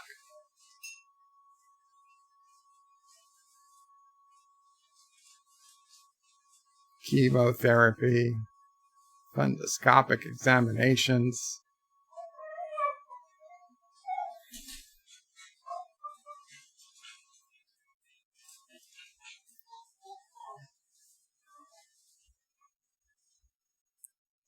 Stephanie Littlepage. Hello, Stephanie. Stromworth's Bird of Prey has no one considered. Not only does she assault an innocent man, Kirk is significantly younger than her. Certainly under the age of consent in the early 80s. Though that doesn't work like that. Rank Admiral. Sci-Fi Nation says, why didn't Crusher just give Worf a pill to grow a new spine? I agree. And Stephanie Littlepage says, Bird of Prey, one of the interns in the elevator scene, is an anchor on Channel 7 in Denver. Oh, very cool, Stephanie. Very cool. One little mistake. Cue the chase music.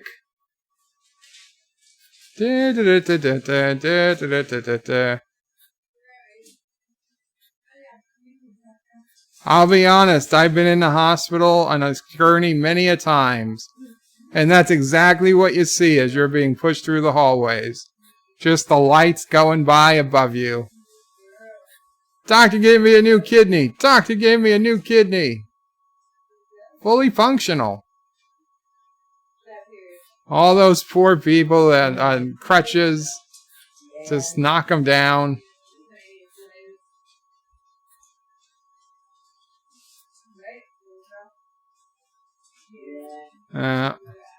What the hell is going on? And they're running down. They beat the elevator. Dun, dun, dun, dun, dun, dun, dun. And they beamed them to outside the ship. For some reason. Why not beam them inside the ship? She wants to go with them. I can't. You can't. The next step's the 23rd century. I haven't got time to argue with you. The radio frequencies, please. 401 megahertz. Thank you for everything, including the pizza. Why doesn't he just go up the ramp? Oh, because then she wouldn't be able to jump onto him. Isn't it a good thing that she knows how transporters work? She could have killed them both. And Sulu got used to flying a Yui. Stephanie, I read that. John Street says, Bird, look on the bright side of being in a bed. You don't have to give Sister of Prey a hand with the bags. I wish I could, though. I do. John DeVago says, drilling holes in his head isn't the answer, unless you're Discovery. Stephanie says, Bird of Prey, my husband and I are currently in separate nursing homes for rehabilitation, which really sucks. I'm sorry to hear that, Stephanie. But I do wish you and your husband the best. I hope you guys are up on your feet or whatever as soon as you can be. I've been in a nursing home myself, and I can tell you it's no fun. Better than the hospital, but no fun. 400 tons. It's not just the whales, it's the water. Shomor says, Bird of Prey, there were crutches, IV drips, and a colonoscopy bag flying everywhere. Star Trek 4 had great shenanigans. Josh says, Bird, did you see the small transporter pad that was in the Klingon garbage scow of prey? Bastard. Sci-Fi Nation is Bird of Prey, the fly, Star Trek style, only with a dual gender unidentified thing. So Spock can't calculate. Mass is no longer, acceleration is no longer a constant. Acceleration is never a constant. Well, the acceleration due to gravity. You'll have to take a best guess, but guessing is not in Spock's nature.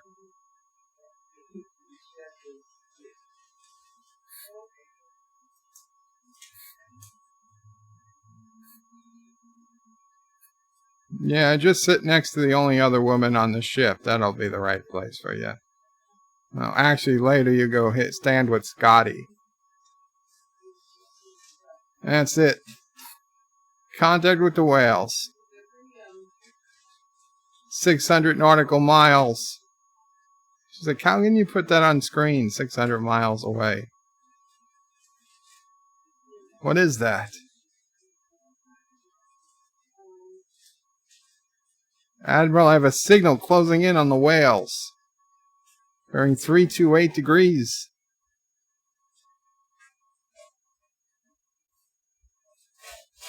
What kind of ship is that? It's a whaling ship, Doctor. Are we too late? And this is the best scene in the entire movie, which and therefore makes it the best scene of any movie I've ever seen.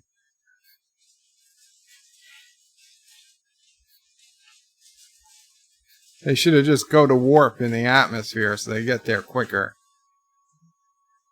The drama. The drama, it's building up. Were they going to shoot the whales? Was all of the Federation, was the planet Earth going to be destroyed? The drama. They filming this in the parking lot of Paramount. They built the tank so that they could film.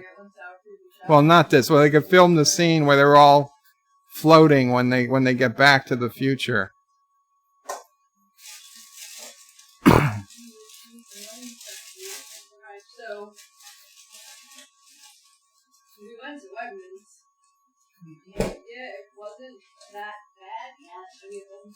Full speed.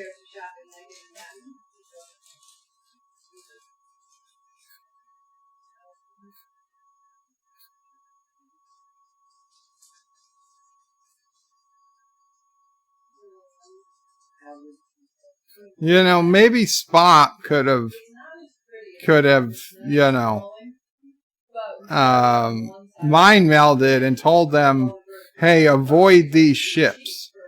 And tell your other whales to avoid these ships. He should have just fired a photon torpedo. Or a phaser. Disruptor, I guess.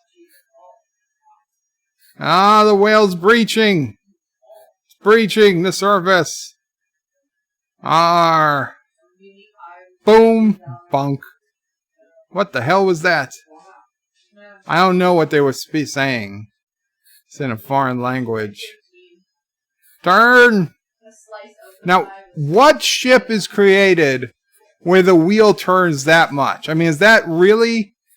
The wheel just keeps spinning forever? I don't understand the point of that. Wouldn't a steering wheel reach a point where it stops? Right? Like, why are you still spinning the wheel? It can't possibly make it spin any faster, can it? Like, honestly, I don't know how boats work like that. The only boats I've ever driven, there's only so much you can turn the wheel. So is there a reason why that boat turning the wheel like that makes any sense whatsoever? Like, I honestly need to know. And there's Scotty beaming up the whales.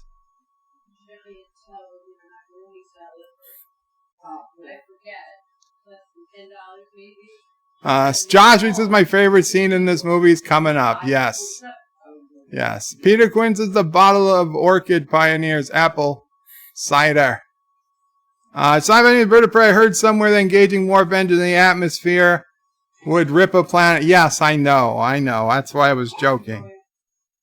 Full power and available.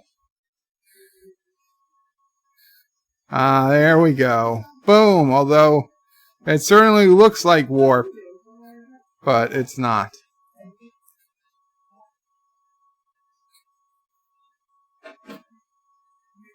Mr. Scott can't give exact figures of the weight in the water.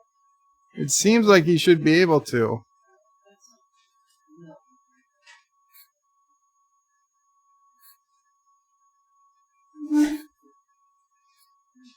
Hey, baby, come with me.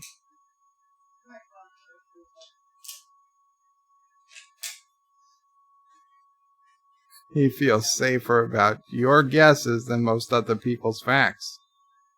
So it's a compliment. Ah. Then I'll try to make the best guess I can.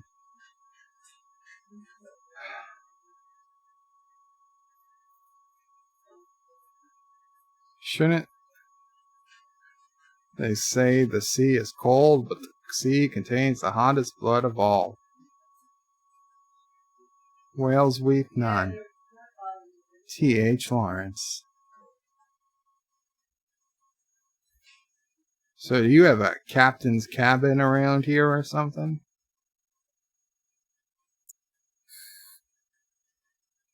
Well, he wasn't really destroying his own future. The beasties seem happy to see a doctor.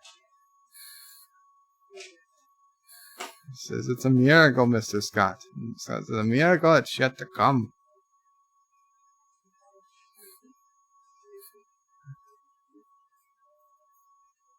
So now Kirk tells her that the chances of making it home aren't too good. She might have lived a longer life if she stayed where she was. She's a whale biologist. Who in the 23rd century knows anything about humpback whales? Which means you would think she'd be stationed on Earth, where there are humpback whales. But, as we know, if we've seen this before, she is not. Hold tight, lassie. That's not sexist.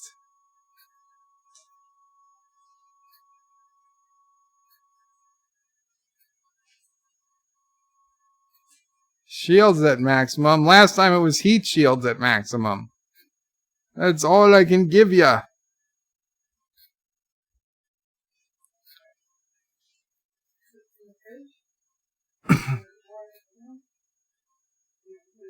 Warp 8. 8.1. Maximum speed. And Spock needs thruster controls. Steady. Now.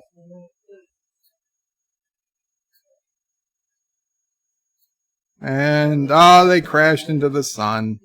Movie's over. Oh, they're okay. Ooh, that was a close one. At least we don't have a whole scene of moving through time, very abstract. And there's the probe. Now we'll just crash into the ocean in a controlled manner.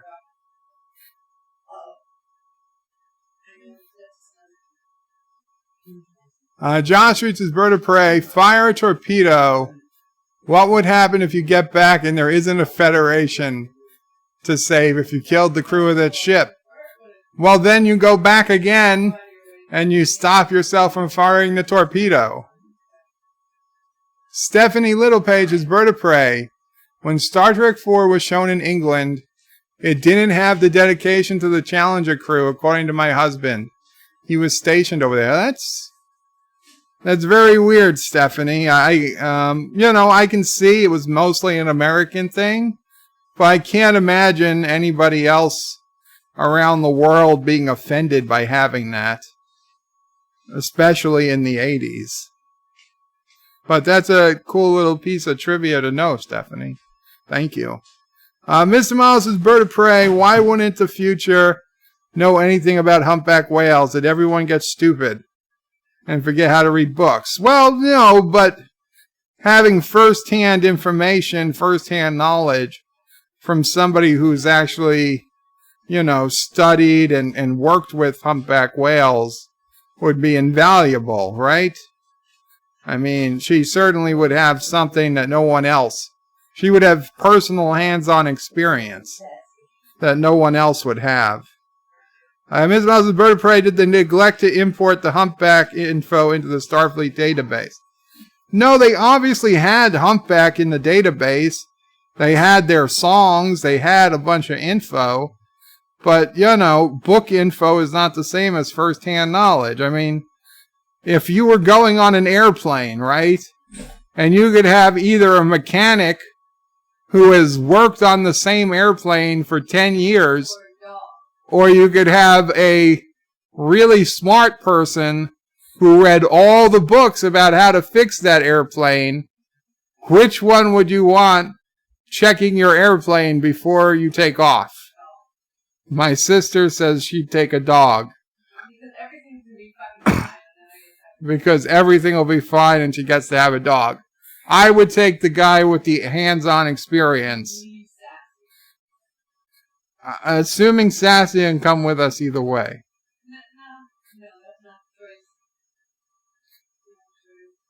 Oh, no. You can't bring them both. It's one or the other. Yes.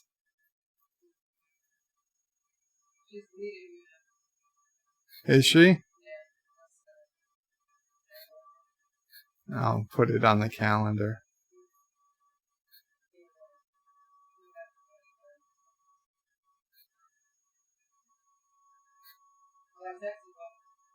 Oh, is it today's birthday? Son of a bitch.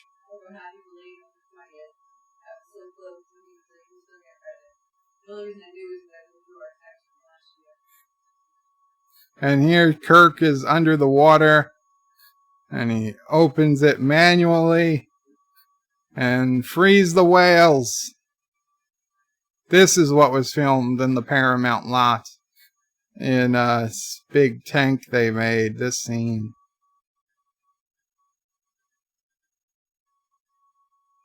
Had this been filmed 25 years earlier, his shirt would have been off.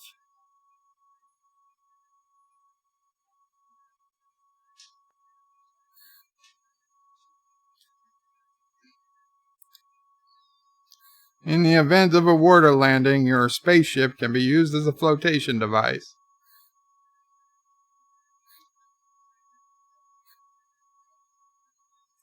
There they are. No, it's a shark. Oh, no, it's a whale. Okay.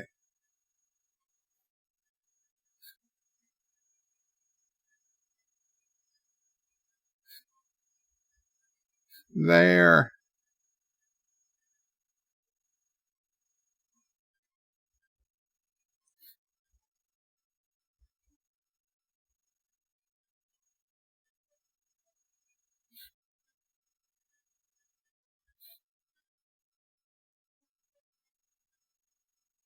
Rock Solids has always bothered me, Bird of Prey.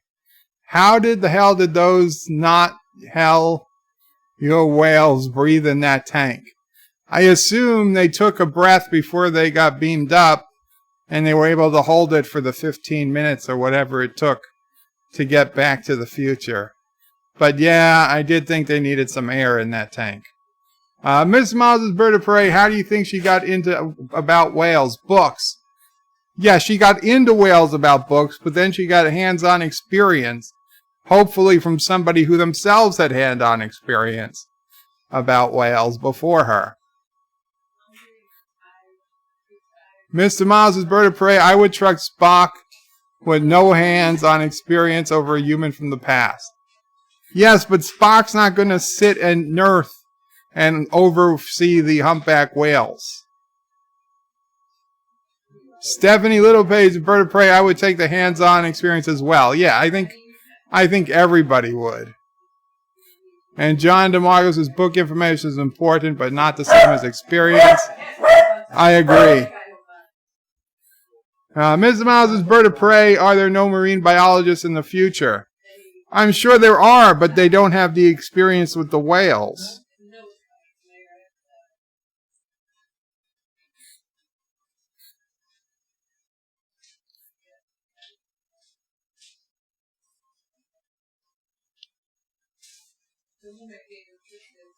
Mr. Miles says they're messing with the timeline even more because this woman wants to be in the future.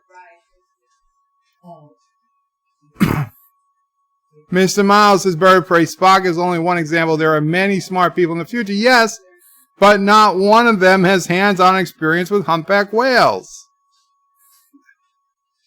Why do you need a specialist for humpbacks? You don't, but it's, you know, it might be good to have one, right? All right, listen, Miss Miles, I'm not saying it's the best argument ever, but it's an argument.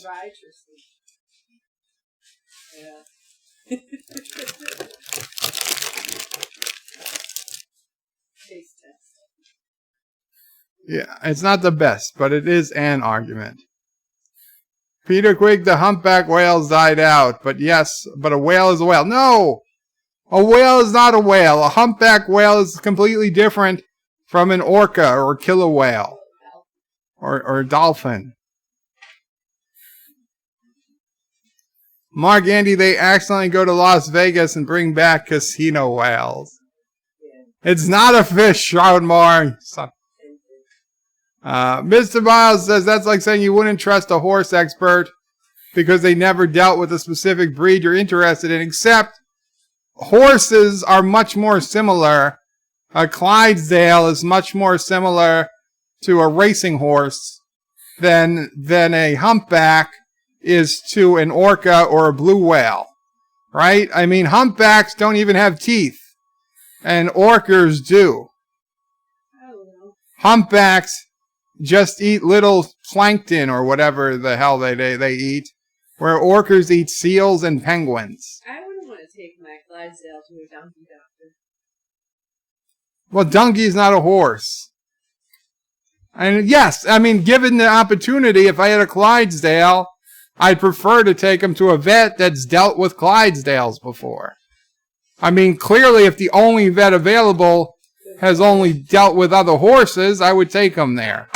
But if there was Clydesdale specialist available, why not go to them? If I had a rabbit, I wouldn't take it to a vet that was working on a dog in the middle of the night. Yes, don't ever take your rabbits to the vet. That's...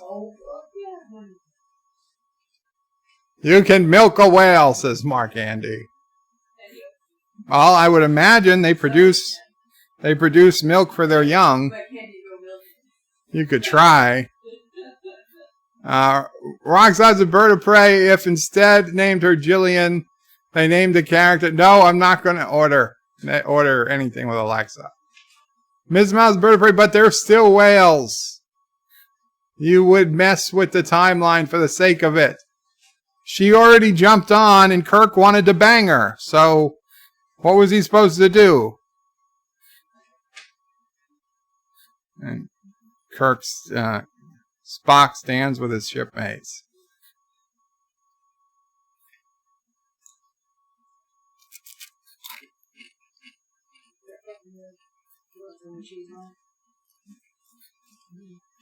Theft of a Federation property, namely Starship Enterprise. Sabotage of UXX Excelsior. That's really just Scotty.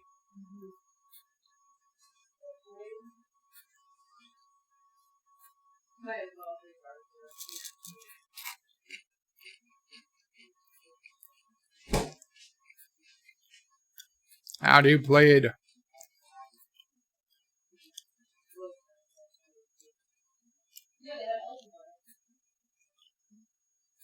Because of certain mitigating circumstances, all charges but one are summarily dismissed. Disobeying orders of a superior officer directed solely at Admiral Kirk.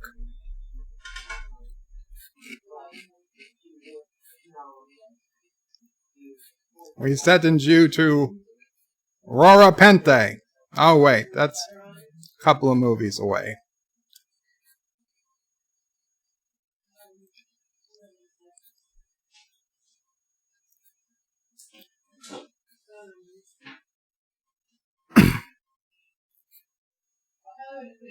You're going to be given command of a starship. What the hell are those things? The little bear-looking things. We are forever in your debt until Star Trek The Undiscovered Country. Then you're kind of on your own. Hey, it's the people from Airplane.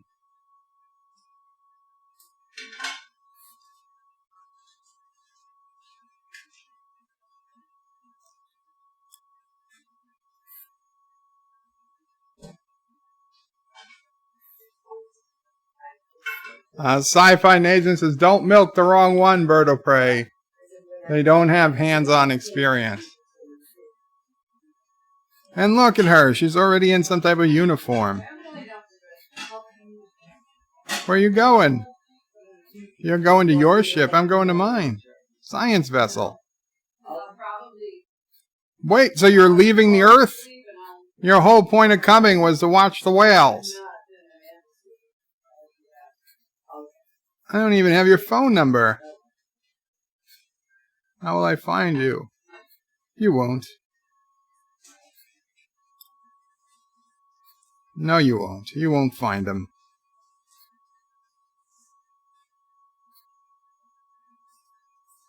I just needed a ride to the future. I need a younger man.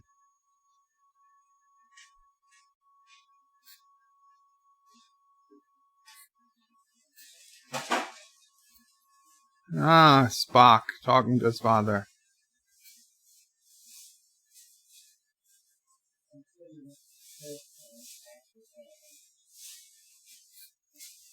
You are my son. Most impressed, your performance. Most kind.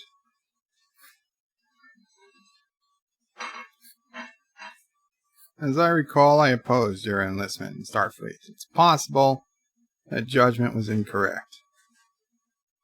Do you remember that sister we don't talk about anymore?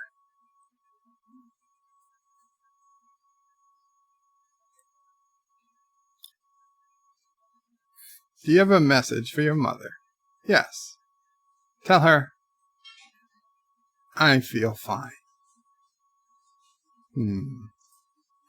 Live long and prosper, Father. It's a civilian uniform, says Peter. Well, she was going to a science vessel. Peter Quinn says, why one dislike, Bird of Prey? Have you a troll? Peter, I don't think it's a troll. So, you know, these things aren't for everybody. I think people come in here expecting to see the entire movie for free, and they just see screenshots and me rambling over it, and the first half I was falling asleep. You know what? Honestly, I'm surprised I don't have more than one dislike. I wouldn't worry about it. Sharon Moore says, Bird of Prey. The conversation could have been translated thus. Yeah. F the whales, Kirk. They're just big fish. I got my own ship now. Alright, okay. So this is it. They don't know what ship they're getting. Scotty says, Excelsior. Why would you want that bucket of bolts? He says, a ship is a ship. They're headed towards Excelsior. And then the music plays. And look at that. Parked right behind Excelsior is a new Enterprise. NCC 1701A. My friends, we've come home.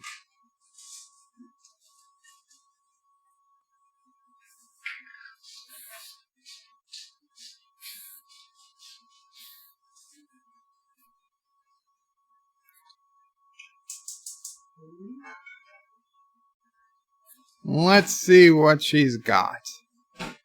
And they warp out of there. It looks like all the systems are running fine. And the credits have begun. So, that is another thing that doesn't line up with the beginning of Star Trek V. The Enterprise is in shambles. Even though at the end of Star Trek IV, it looks like it's perfectly fine. Next week, I can go into my theory about how Star Trek V just isn't canon.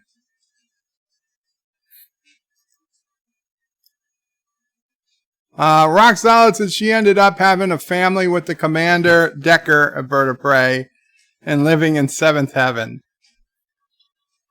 Mr. Lundell says she's going to study the whales, Bird of Prey. Her ship doesn't have to be a spaceship. It's an ocean-going vessel. Just as easily. You know what, Miss Lundell? I never even thought of that. Maybe they still have ocean-going ships. I mean, it seems like a waste, but sure. Peter Gwynn says, true, Bird of Prey. People want to film for free. I can direct them to films on YouTube. Well, they just need to ask. Stephanie Littlepage says, Bird of Prey, my husband gets dislikes on his videos too. Stephanie, what's your husband's channel? We can put it out there. If you tell us the name of the channel, somebody can Google it or search for it. Track 95 says, a bucket of bolts with a few changes. It becomes the NCC 1701B. Yes. Miss Mouse's Bird of Prey. How did they build the 1701A so quickly? My guess, Mr. Miles, is they just decided to... well, you see, again, Star Trek V, it completely breaks it. But at this point, I would have said they just renamed a different ship that they were going to decommission the Enterprise A. Because even though Kirk got this command, I don't think they really ever expected Kirk to be doing anything major. He is kind of old. I think this was just a way to placate the crew and make things look good for the, for everybody else. I don't think it was really their intention to give Kirk a great new ship. I think the Excelsiors with a new ship. Kirk was getting this as like a booby prize. So my guess was they just used a ship they were about to decommission and turned it into the 1701A. However, by Star Trek V, unless they had already started pulling parts out, it doesn't make a lot of sense, because in the beginning of Star Trek V, of course, the ship still looks like it's being put together. John Streets is Bird of Prey, you got to love. They added the line, we'll end up with a garbage cow.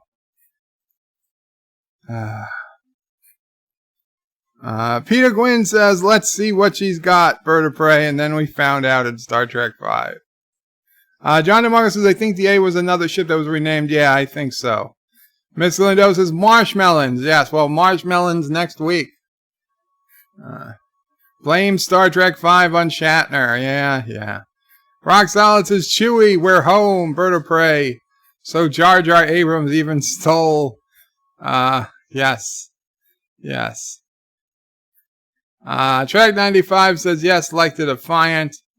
Yes, we got special discompensation to rename the San Paulo to USS Defiant. Sci-Fi Nation says, John DeMarco, the Yorktown, supposedly. Mark Andy says, Captain April. Captain April? Is Captain April Stephanie Littlepage's? Oh! You're Captain Robert April's wife? Very cool, Stephanie Littlepage. I had no idea. I've subscribed to Captain April.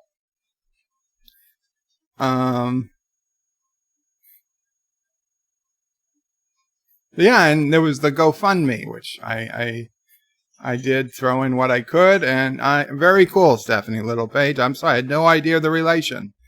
So yes, guys, if by some reason you haven't subscribed to Captain Robert April, but I'm sure you have, then you should definitely go check out his channel. Track 95 says Bird of Prey likes. I said it was a booby prize. Mark Andy says Sulu dislikes booby. Peter Quinn says great booby Bird of Prey 5. Great movie Bird of Prey 5. What's next? Well, next Saturday will be Star Trek 5. Since we go in order. We go in order around here. And then it'll be Star Trek 6. And then Generations and so on. And then so on. So yes, this is my favorite Star Trek movie of all time. For many reasons, but mostly because it so prominently features a bird of prey. It's humorous, it's fun, it's a fun movie. It's still in the spirit of Star Trek. And I think there it is. There's the money shot. That's when I think of my username. That's the image I think of.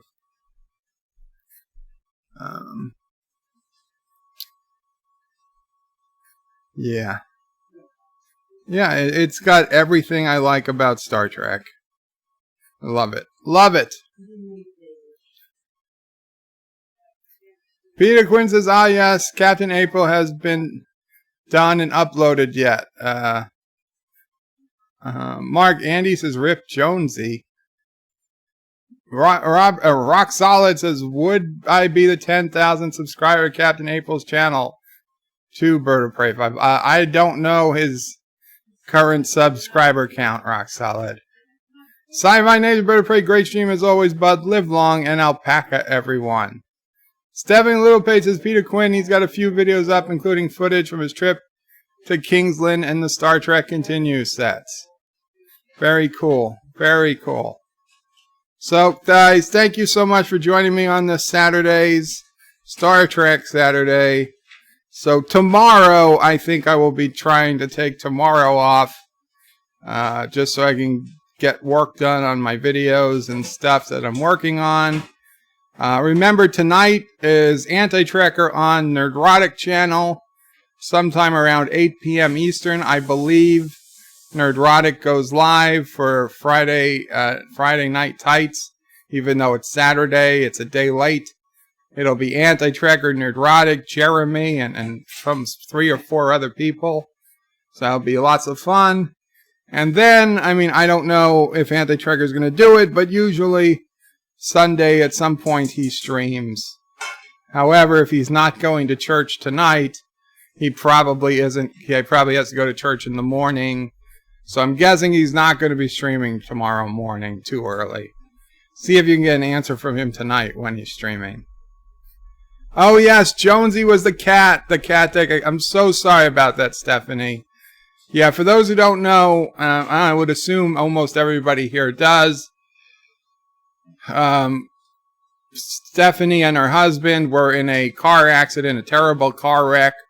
They both ended up in the hospital, and unfortunately the cat, Jonesy, was in the car and was killed in the crash. It was a horrific crash. And if anybody has the URL for the, if it's still going, although I think I read that they've ended the, I think I read they ended the GoFundMe. But if the GoFundMe's still up, Stephanie, let me know, and let me put in the link. I'm gonna Google it myself. GoFund. I get the updates. I think Robert April lost everything.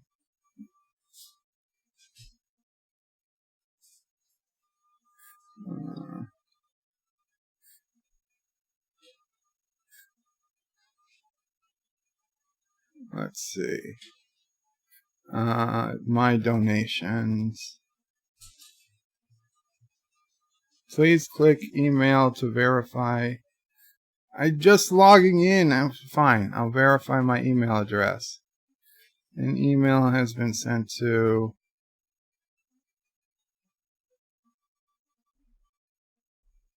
verify your email address. Yes, I'm verifying.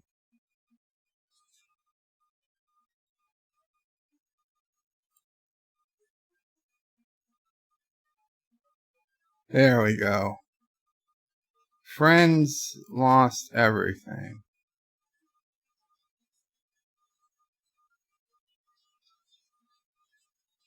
Okay, it's still open. Here it is. Here is the link for the GoFundMe.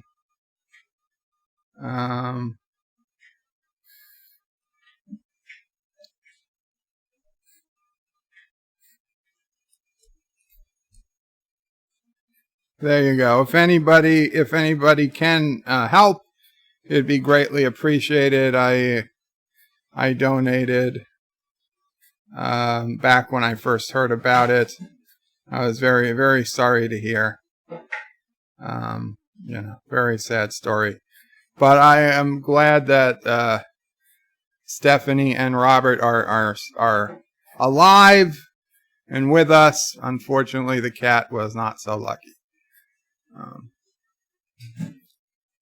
Peter Quinn says, thanks, Bird of Prey 5. You're welcome. Mr. Miles says, Bird of Prey, he streams on his other channel, though, for Sundays. Right, Anti-Tracker, but I don't think he's going to be streaming come tomorrow morning, Mr. Miles. I'm not sure he's going to be streaming at all, to be honest. Because when he goes to church, he doesn't get in till like 12, 1 o'clock. So we'll see. But it's true, if Anti-Tracker does stream tomorrow, don't forget, it's going to be on Rational Roundtable, not on antitracker.com. So that is a good thing to point out, Mr. Miles. And Peter says, Discord message, Bird of Prey, Union Jack, Episode 1, do a review. I'll try, Peter. I'll look. No promises. Peter says, Stephanie Littlepage, hope you both doing and healing well. Yes. Yes, we do. We wish you the best, Stephanie. And with that, guys, I gotta go. Qapla, thank you all so much. And I will be streaming for sure, more or less for sure, God willing. Monday, a bed live stream. That's all I can, that's what I'm aiming for. There's a chance I would stream tomorrow, but I can't promise. Take care. Bird of Prey Bob was actually on his way to see me in the hospital in Jacksonville when the crash. That says you weren't in the car, right? You were already in the hospital. You're right. I read that. So yes, well, that sucks. That sucks indeed.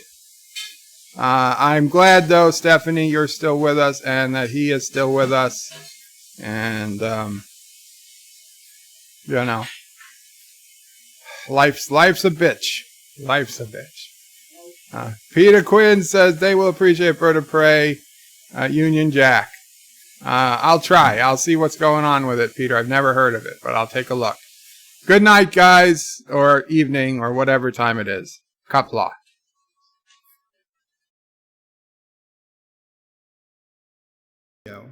Please remember to comment, like, and subscribe. And don't forget to hit that bell icon. Without it, you won't get notifications of new videos.